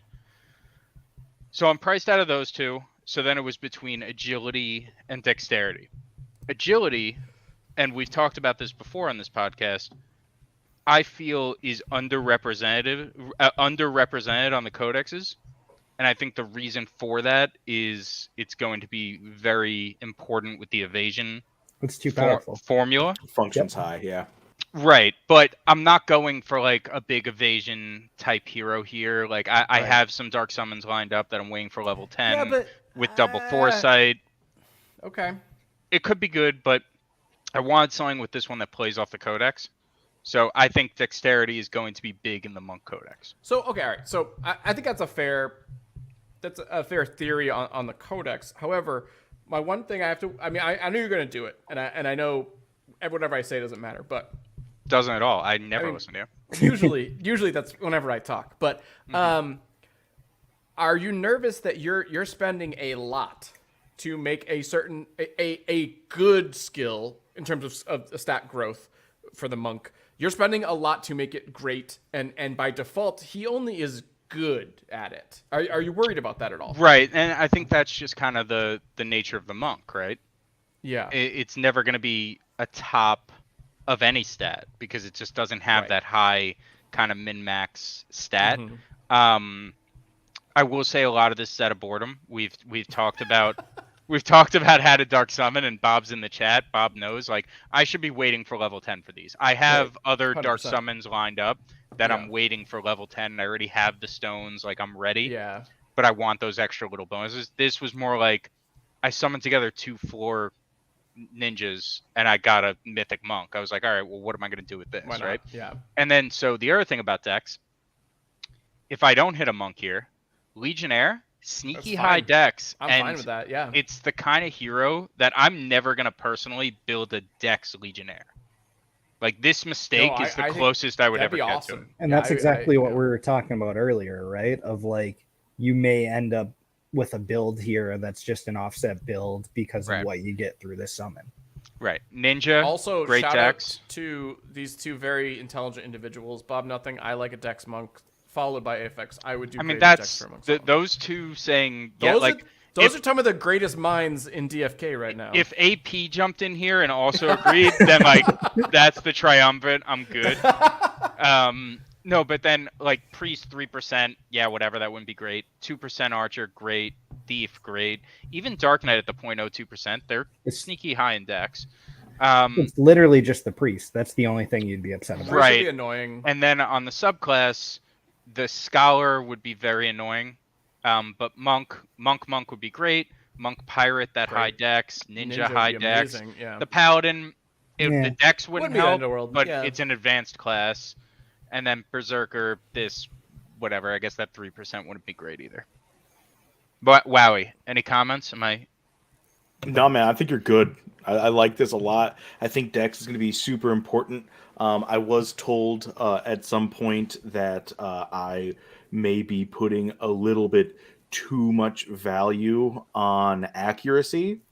So I'm not going to say where that came from. I'm not going to say anything else about that. I'm just going to pass that along. But with that being said, I'm very concerned with accuracy, and I think this is a good call. Yeah. Okay. I like that. Yeah. And then the other thing, sneaky. 37% chance of one toxic. 15% chance of another toxic. Double toxic would be so toxic. I'm not banking on this. I'm not banking on this. It would be very nice. I do have an all legendary double toxic team. I have a double toxic thief, warrior, and wizard that I'm planning to use together. Wait, I thought that wizard was rare. Do you also have a legendary one? No, the rare one's sold. I was going to sell it to you. Oh, really? A little bit before floor. I think either that or I misplaced it. If it's sold for whatever price you had it, great. Either it's sold or I lost it. I don't know. More importantly, though, I want to follow up on that, but okay. What do you have for hairstyle? Hairstyle. That is important. Yeah, that is important. Shout out Little Bunny. Any advanced? Wear hairstyle. Ooh, butterfly wings. I hope those carry over. I don't even know what any of these hairstyles are. Well, you asked the question to be funny, and then you didn't have the follow-up Yeah, information. come on. I'm gonna be honest. The only important one is delinquent. Oh, that's like the Elvis one, right? Yeah, it's a pompadour. Yeah. It's the best one. All right, so we're going in. Nope, this isn't the Dark Summoning Pit. I was gonna say you're out of summons, pal. If it gets Ninja, that'd be Well, insane. I mean, I would Well, not be Ninja, mad. Ninja, toxic. That was low. That was low. I mean, that's what Starbucks is saying. It was on a quest. God. Questing. With Questing. double ninja. While we're podcasting, come on. Double Stick and decks. ball. This wallet never gets quested. This is right now. This is my Ninja Fisher summoning wallet. And Bard's shapeshifters. I've just been summoning Fishers nonstop with anything that had any kind of summons left on it. Mm. But now it's like running out, and I'm summoning Gen 5s, and I gotta stop. Hey, that's Spellbow Legionnaire that I hit was a Gen 6. I'm fine with that. That's sweet. Yeah. I think it'd be pretty cool to have like PvE content as well. Just throwing this out there. That requires a higher gen hero. Ooh. That's kind I like that. Oh, that'd be cool. You could definitely make that some kind of gate for tournaments or something. That'd be a fun, but it's weird because it's something that no one's going for. Right. So it's did like, you see when I tweeted? We got past 69. Did we really? Somebody, there's a Gen 70? There's a Gen 70. Shut up. 100%. We're not in like the 20s? No, there's a Gen 7. Somebody just fucking went nuts and went to Good Gen God, 70. how much did that cost? That's absurd. It must have been. Well, no, but if you're pricey. only dark summoning Yeah, it, well, still though, when you get to that Pricier. level, Good amount. like more expensive than other dark summons, but like how somebody did how does it that on compare? purpose. Somebody was trolling and because got like it look, that this high. is yeah, alright. this is. I mean, these are- Actually, so Gen 6 is 17 crystal. It's actually probably pretty expensive for a Gen 70. it'd be insane. Yeah. We gotta I find will. out. I will say, like, if you look at the dead ones on the way there, because there's only like 1 or 2 60, 65. There's like several spell bows. Like they were going for big ones when they get to that high level. Like, Interesting. You would hope so. Also, shout out, and I don't think he's still here because he hasn't said anything. But shout out to Workhorse if he listens after this, because whenever we talk about this dark summoning strategy, we give credit to the Samich, original. because Samich, he did Right. explain it on Grady's pod, and that's when we were all like, oh, that's what you do. But Workhorse did it first with Right. With 2 those paladins and a yeah. greater wisdom, and we were all like, what are you doing? That's insane. Yeah. So And now you're doing it right now. yeah, maybe we should have listened to the guy creating the game. Wait, is this all right? This is I have Double it. check, man. Well, especially after, whenever I'm doing something like this. No, but like Sarge told that story in the beginning. Like, That Of the seems like he did the shapeshifter wrong- that he yeah, it completely seems like butchered. days ago. yeah. If this is a priest or something, I'm leaving the stream. So just heads up. I support that. Yeah, Like literally, that's the only thing you don't want is a priest. Yeah. a priest or a Like, scholar monk is sub. fine. Monk pirate. I mean, Ninja. monk would be ideal, but Monk Yeah. ninja. Ninja sub. Monk ninja or ninja would be wild. monk paladin, I'll take anything. Give me an advanced sub or a monk sub. Mythic vibes, but for more than rarity. Mythic vibes. It's guaranteed mythic, so. Yeah, but like for the rest of it. I know. I still want to talk about pets. Are we gonna close out without talking about pets? Well, he's gonna get his ninja, and we're just Yeah, gonna what's all best case pop scenario here? Mythic, ninja, double toxic. dex, Double toxic. double toxic. Yeah. Well, yeah. Purple decks. All right, come on. I know you went off on purpose, Scared, all right? He's trying to add drama. Suspense will literally kill Maddie. Oh, Although- TFK announcement. Monk Codex dropped. No, yeah, that'd be. What did Wow, you just there's do to me? no- Wow, we'd go live. We'd have to go live on your Twitch. Yeah. I didn't. I've never looked at my second monitor so fast. Oh my god, just show Oh it. my god, just What do show we it. got? What do we got? What is do we it? got? Oh, this is so sick. If this breaks. rugs the reveal and I have to go into my inventory. Alright, we got a monk. It's a monk. The monk. It's not a ninja. Oh, please. Monk sub. Ninja. Ninja sub would be cool. Ninja Monk sub. sub would be great. Monk sub. All right. sub. Nice. All right. I'm happy. That's probably going to be the Kamehameha right Mining. Blue Vit. I like that. Not the end of the world. Green Vit would have been better. All right. Toxic. card. All right, one toxic. One toxic. That's fine. Greater dex. What's the dex at? 18. Holy shit. This is a win. Yeah. Yeah, no, this is great. This is This great. is We're badass. It's happy. incredible. We're happy. How are we looking on professions? What's leatherworking use? Yeah. Oh, that was I the mean, other thing I meant to mention. crafting. It had a Yeah. sneaky. like It had a chance for sneaky blue. chance for blue of two Yeah, yeah, yeah. things. Where is it? Yeah, blacksmithing, leatherworking, alchemy. Could have been double alchemy. The alchemy could have. Could have been double leatherworking or double alchemy. Yeah, So yeah. what'd you get? Leatherworking and what else? I'm not worried about that. This Yeah. guy's not gonna be. Enchanting. Oh, that was the alpha I wanted to drop. Neindorf set up the alerts for crafting. Shout out to him and nice. that alert system. Nice. Yeah, But yeah. so I went through. It took a few minutes, but I set up alerts for blue crafting and the matching element for each one. Mm-hmm. There are people selling them very low right now. Really. Yes, That's I cool. can- it's yeah, I quite believe nice. I've picked up a bunch. Huh. I have it set. You have to set a max price because there are some people that know what they're doing and they're setting them at extreme numbers. Right. Right. But I've picked up double or blue crafting with the matching element and like the top half of the heroes as far as stats for under 100. Sure. Under 100 Wow. crystal. A bunch of them. Are they So. commons for the most part? But that Yeah, a doesn't lot of matter. commons. I mean, There was that's one fine. rare that I didn't get. Ooh. Someone else snagged. But mostly commons. But yeah. But that's fine for crafters. Like, yeah. Sir Mursane leveled up. I guess I Yeah, have you to. gotta do it. I gotta check the inventory here. All right. I'm gonna fast forward this because there is one thing I want to talk about. I pets. can do this in the background. Yeah. This is what I want to talk about pets. Happening very soon, whether it's tomorrow, next few days, we're going to actually be able to attach our pets to our heroes to do whatever their bonuses are, whatever the quests are. My question is to you guys in general, what pets are you attaching to which heroes? Are you going to be your best possible pet on your best possible hero to maximize, and they're going to be doing level 10s? Or are you going to try and like level up your low level heroes to like bring them closer hypothetically? And so like your good pets are going to be on low level heroes, or like what is your strategy on this? Do you care at all? Or like, are you thinking about this stuff? I don't know if I should go first or last here. Oh, because your take is so hot. Wow, let's make our guest go first. Yeah. Wow. You go first. Or not make him. Let's see. If No, you want. make him. Wowie, talk. Walk the plank and go first. All right. Summarize the question for me real quick. Just like give me a So little... like Pets.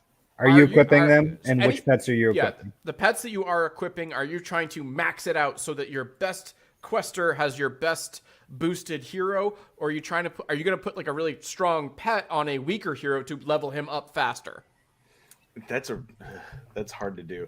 I think I'm going to do the former. I think I'm going to put I mean, you could even them out. I mean, Right. If I had my choice, I Anywhere would in be between doing the there, too. extra item roll per five stam. Mm-hmm. Like per roll, I'd be doing that on literally every single hero I Sure. have. That might be one of the best ones. Yeah. All I would be doing. Yeah. But I mean, maybe some of the very lower ones increasing their skill by a certain flat number is also really good.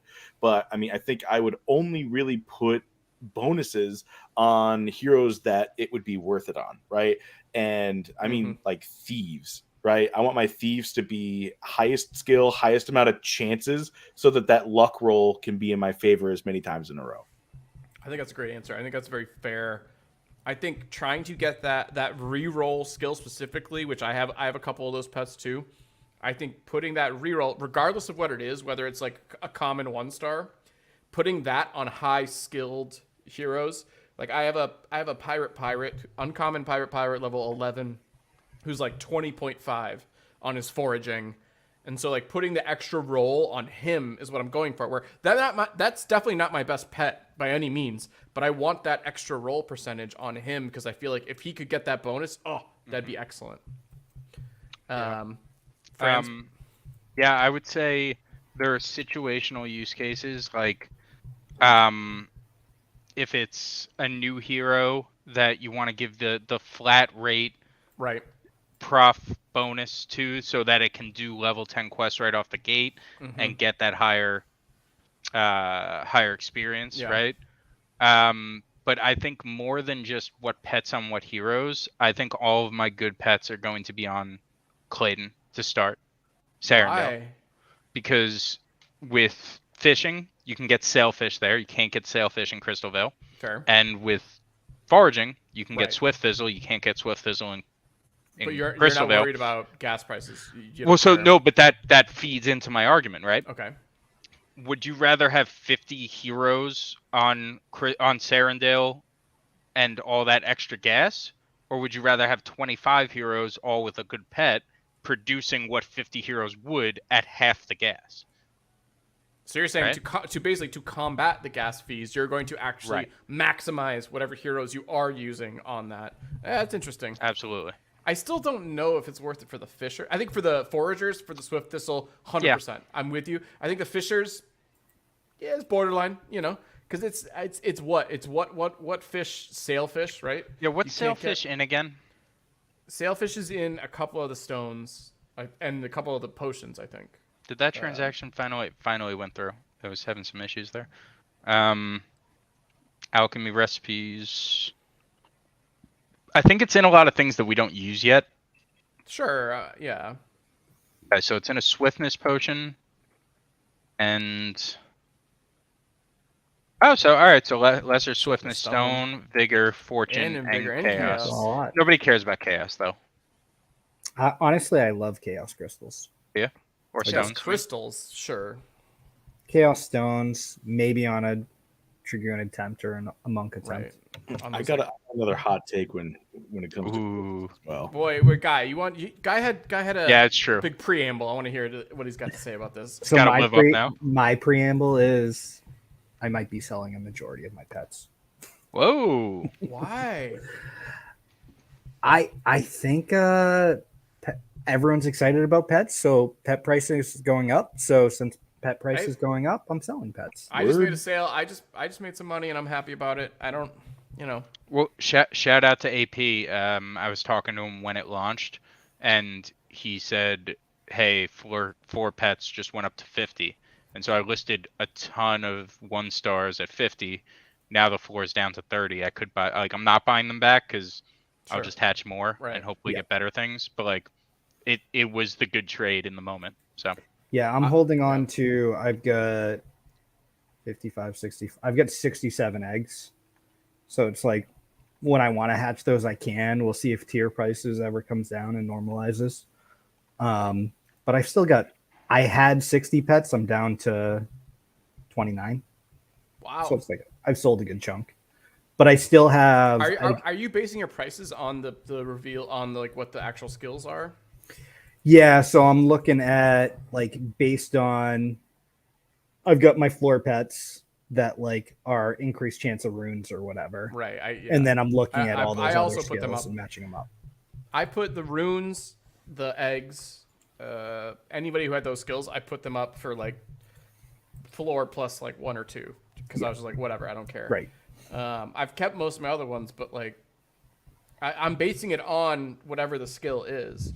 I think that's I don't know. You're just point blank sell all of them or. Well, so I've got how many do I have listed right now? I've got 29 pets and I have 7 listed right now. Oh, all right. So it's I can go down to 20. I've got all of my combat pets I'm not touching. So I've got 9 2-star and up combat pets that I want to make sure I hold on to. Can I interrupt? Yeah. Yep. So I'm using the greater finesse. I was debating whether or not it's a good idea. So it's going to give me 80%, just over 80% on both primary and secondary. Yep. Are we okay with what I'm doing here? Vitality, strength, and dex? So I thought dex is dex. Yeah. What do you mean? Why is dex not the guaranteed why not stat? maximize the dex? Yeah. I do agree with you. Probably so your first 5 levels you should go bite, but go ahead. If this were an archer, Yes, I would be going Dex because Dex is the pure stat. But like with a monk, and we talked about, I don't even remember if this was before the stream or on stream, the idea that with a monk you have 4 kind of main stats and not one above the other. Usually when I would do this strategy, I would do it, with endurance on a knight or a legionnaire. That's its top stat. Like Vit, yeah, you can make that argument, but like my archer, right? Dex is the top stat. There's no arguing that. Here, I kind of want to spread the wealth a little bit. I mean, it is like I was just doing some math on the good old calculator here and thinking like, do I even want this greater finesse crystal, or does it make sense to use a greater agi crystal? I think and just let the Dex take care of itself. Right. It has its boost. If I'm gonna want them all to be up there. Dex is what's the basic? What's the number at right now? 18, right? Is what it started at.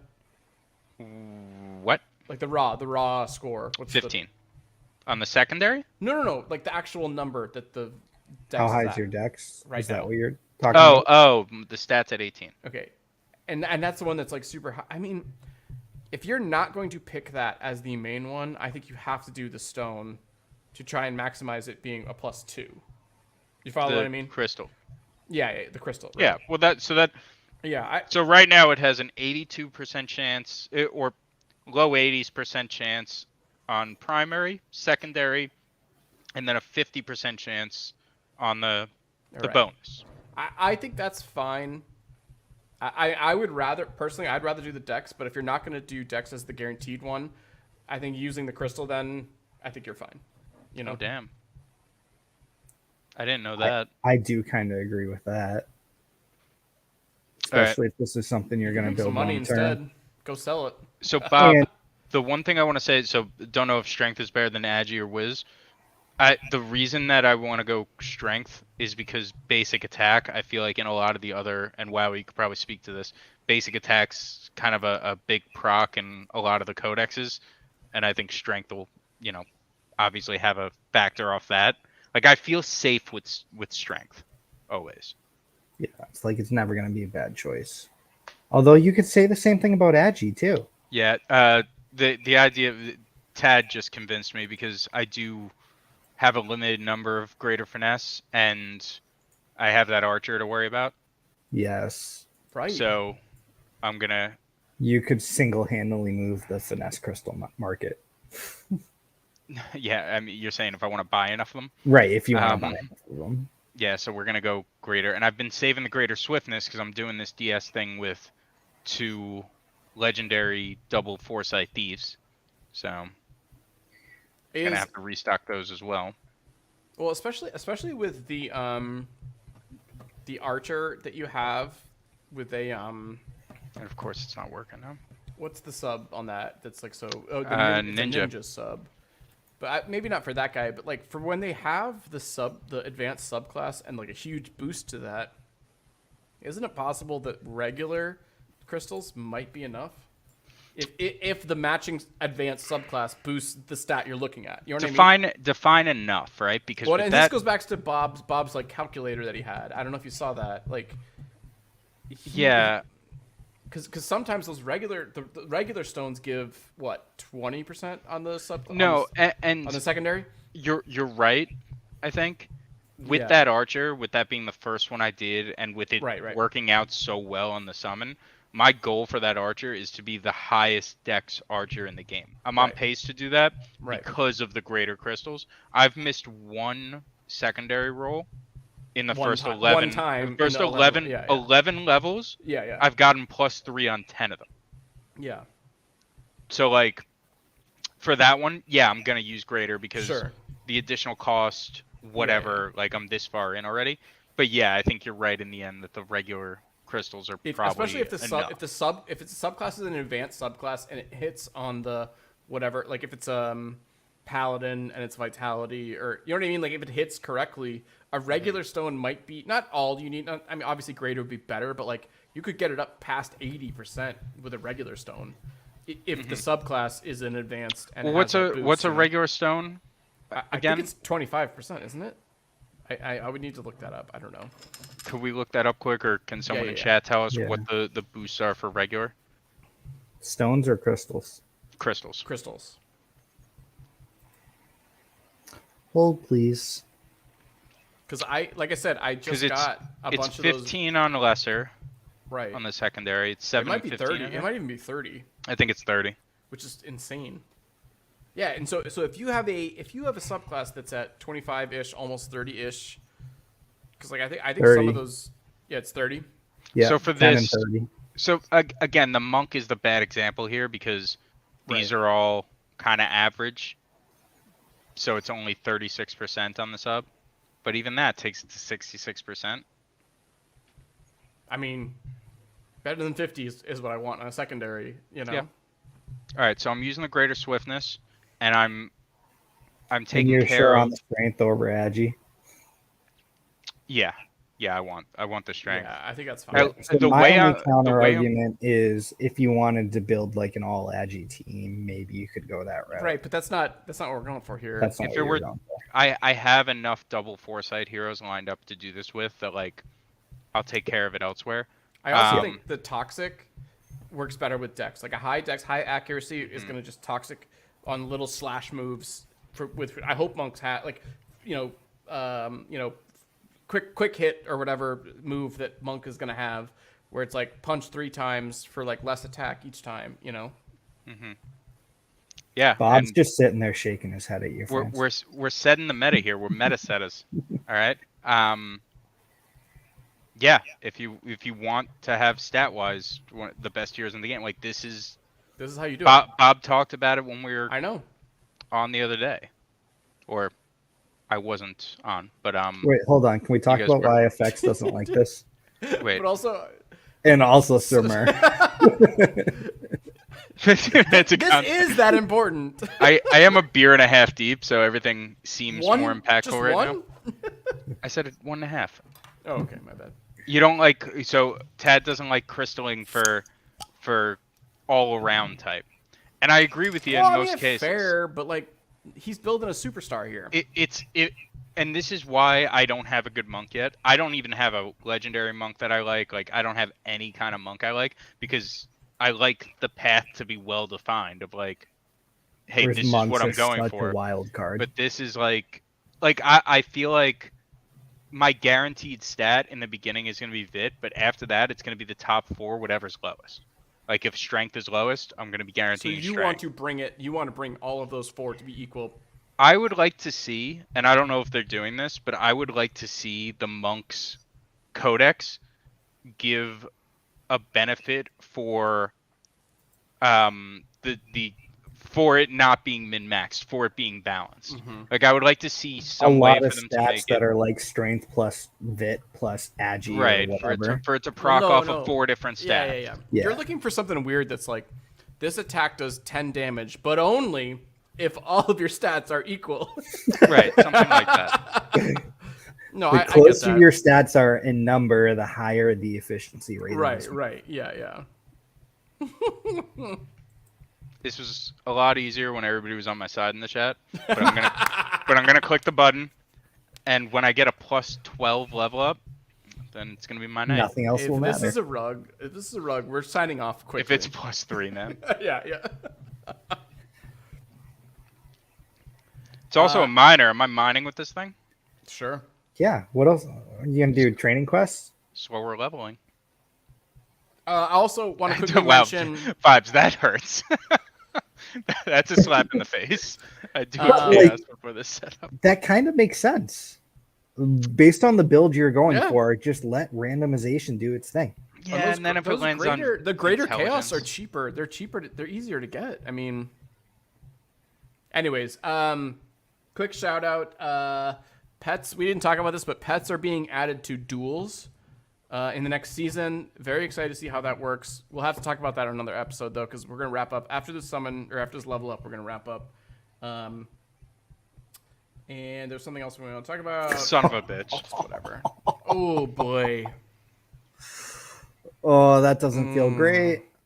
That does not feel great. Hope you're happy, chat. And you also got the small HP roll too. You only Bad got 14. vibes. All right, thanks, guy. You had to point out all the negatives.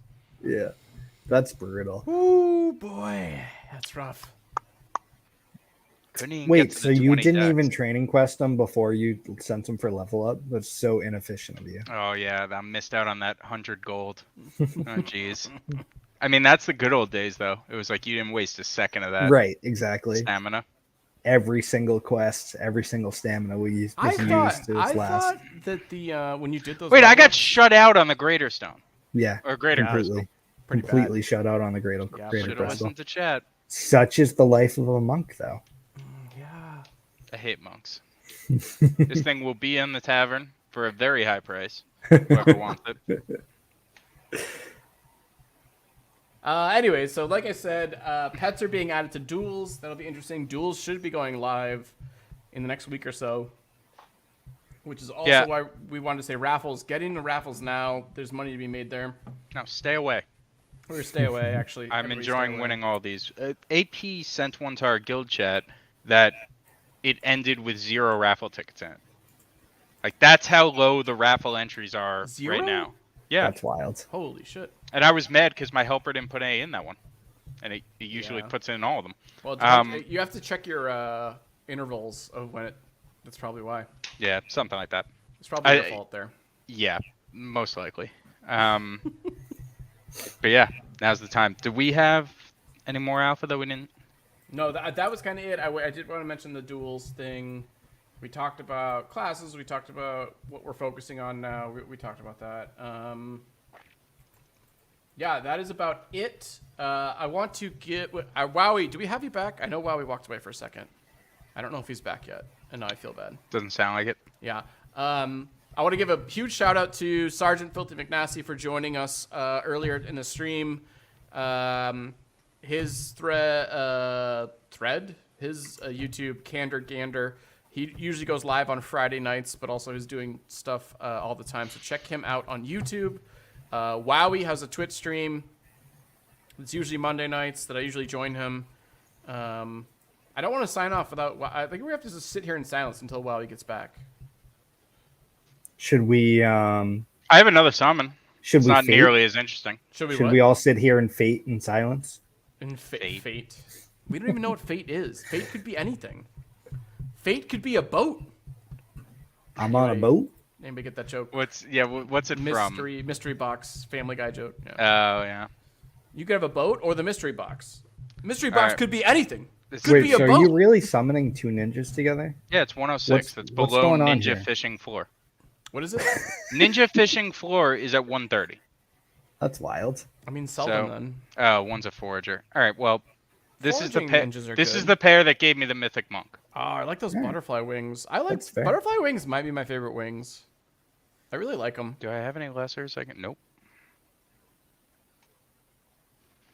Let's go 2 for 2 on mythics. These were only 2 summon.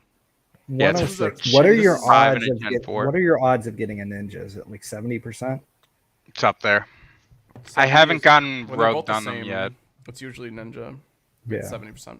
Not just this pair, but theoretically, you got rugged on the monk. You just hit a. What are the recessives? It's too late for that. Okay. That day has passed. It's too late to apologize. No, but I actually really like doing Bard and Shapeshifter fishing. I know foraging is the one, because you want that spellbow. Yeah. But I like the misses. The misses are both great fishers, and spellbow's not a terrible fisher either. Oh really? Yeah. Spellbow's just it good has at decent everything. Wowie, we got you back here? Yeah, man, I'm back. Okay, good. I did a sign off, but I waited for you to come back. Oh my god. and then thankfully, Franz had. Did you see the summon, Wowie? No, I missed it. I had to go take care of something real quick. I apologize. I got the monk, 1 toxic, and then I screwed up the first. Oh yeah, I did see the monk. I was I thought for sure that was gonna be legendary. Ooh. Days and toxic. I like that. Take it. We can burn it. That's okay. burnable. It's burnable. That's a good looking card. Was that your last summon of the pair? What could I sell this for, right? Because again, I'll show it. The Ninja Fisher floor was at 130 the last time I checked. If it's lower and it makes a fool out of me. You got a forager though. Oh fuck. But that was up there too. Ninja Forager. Ninja Forager probably still isn't bad. What? 70. No, all right. It just changed. I was gonna say it's not 70. No, 70 is the Forager floor. So 120 for a Ninja Forager. So that one is too advanced. Could I get 160 for it? 170? Right. So you're in the green. As well as we all know you're not going to sell it. Yeah. No, I'm not. You're going to burn it again for something else. No, I'm not doing that either. I'm building my army, man. Did anybody see? Shout out to Ted. Command your... He put the numbers up. Yeah, he had a tweet that was really cool. Love this. This tweet was badass. Don't Starbuck. Don't do that. Don't be. Delete that comment. How do we delete comments? Starbuck is he's doxing people. That is against the law. Also, and this is not an insult at all. I don't want it to come off that way. Starbuck looks like Sigdrigr in Last Kingdom. The brothers, Eric and the other one. A little bit. He looks just like him. Those guys are like redheads, though. Starbuck, if you haven't watched that show, watch it. It's aren't they fantastic. Redheads? No. It's black hair. It's the beard. Eric's a blonde, but the brother is the guy with one hand. Right. I know who you're talking about. All right, so anyway, this week's quest haul of about 1,200 heroes. Yes, this tweet is awesome and it's very interesting. Almost 5K crystal in a week. So this is Tad's been on the floor hero, floor army, and he's reporting his gains here. A lot of it, let's be honest here, a lot of it is eggs, and that's the most random part. But that's what you get when you get 1,000 heroes. You're gonna get eggs, like yeah. 1492 without tiers. Yeah. And then another 3.3K in tiers alone. What the next thing we need to see, and I think the eggs tell the story, and he probably said this on his video, but just how many of these are fishers and foragers as compared to miners and gardeners. I know Pouring is another person that has around this number of floor heroes and is doing this same type of thing. Well, and also, I mean, be curious. He has mostly fishers, foragers. Be curious to see like his percentages. Like if it's 50%, it's all four equal, so it's 25% across the board on all four. I don't think that's the case. Obviously, I don't think it's either. But like, it'd be cool to have a like dial and to be like, if I increase my fishers and foragers by X%, so that like it's now 50% fishers and foragers, and then the 50%, whatever. You know what I mean? Like if you were to increase your fishers and foragers, would the outcome be better? Yes, it would be. That's the whole. I think it's time to sign off. Okay. So my last comment on this too is something I've been trying to figure out, and it looks like Tad kind of did it for us. Is how many heroes do you need to sustain summoning? If you've got a Gen 0 or a Gen 1 pair, how many jobbers do you need to produce enough tiers to be able to summon at the rate you want to? Looks like it's like about 4-to-1 or something like that, which is interesting. Yeah, I mean, really all you need to make there, right? If you have a pair of Gen 0s, it's, I don't know how many tiers, 20 tiers? Yeah, 20 tiers every 3 days. And 120 crystal or jade. Jade would be cheaper. So, like, not too many jobbers, really. Right. If you're selling all the items. That number's, lower than I thought. Originally, I thought it was like an 8-to-1 or 10-to-1 ratio, but it might be lower than that. I think I still love this, and I love Tad throwing up the numbers here is awesome, but I still think stacking items right now is a better move because of what's going to come out in terms of pet feeding, pet treat creation, and stuff like that. Like, items are going to keep going up. I'm hesitant to immediately sell them to get these gains. But I understand how cool this is. This is a really cool assessment, You're right. I think if you believe in the game, right, you believe that those item prices will be higher. Yeah. But as someone who was selling or holding to sell, things don't always work out the way you want. Now I'm holding longer because everything dumped when I was hoping that it would be going up. Yeah. That it's created an item bag holder, right? So like, yeah. I think the item prices do go up. Huh?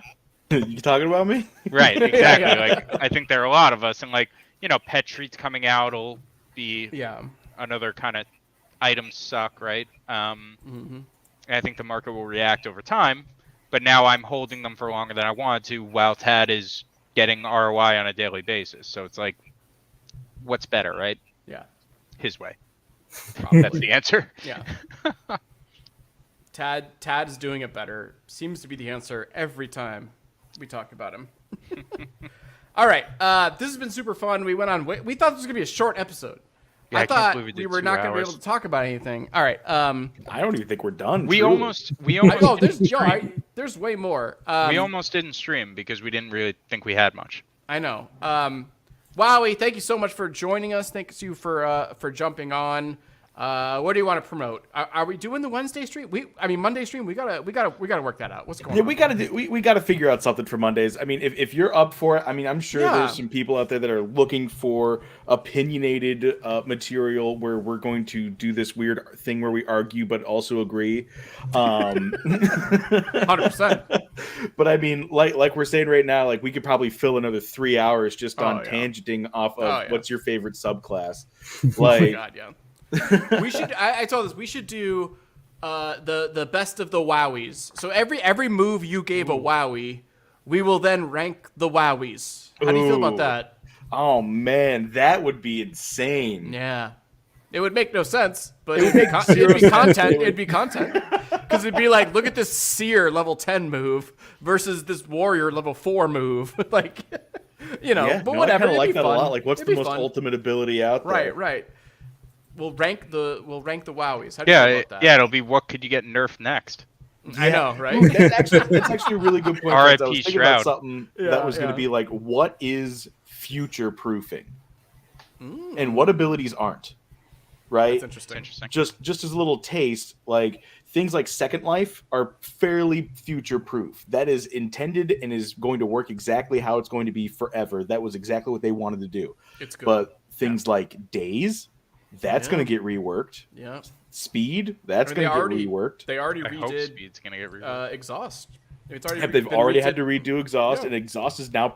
It's probably going to be reworked, probably. Right. I still don't think Exhaust is completely future-proof. So I think that might be a really good one to go over as well. That'd be fun, yeah. So that's on Twitch. Mondays it is Wowie, right? That's the Twitch name, right? 0x Wowie, yeah. 0x Wowie. All right, well, thank you for joining us. Again, shout out to Sergeant Filthy McNasty. Candor Gander usually does stuff on Friday evenings. I don't know if he's doing one this Friday, but check him out. He is super fun and an awesome streamer. Anyways, tonight for Franz and for Guy Kid, my name is Matty Pesk. This has been Bogside Chats. Thank you so much, and we will see you next week. See y'all. Thanks, guys. Have a good one.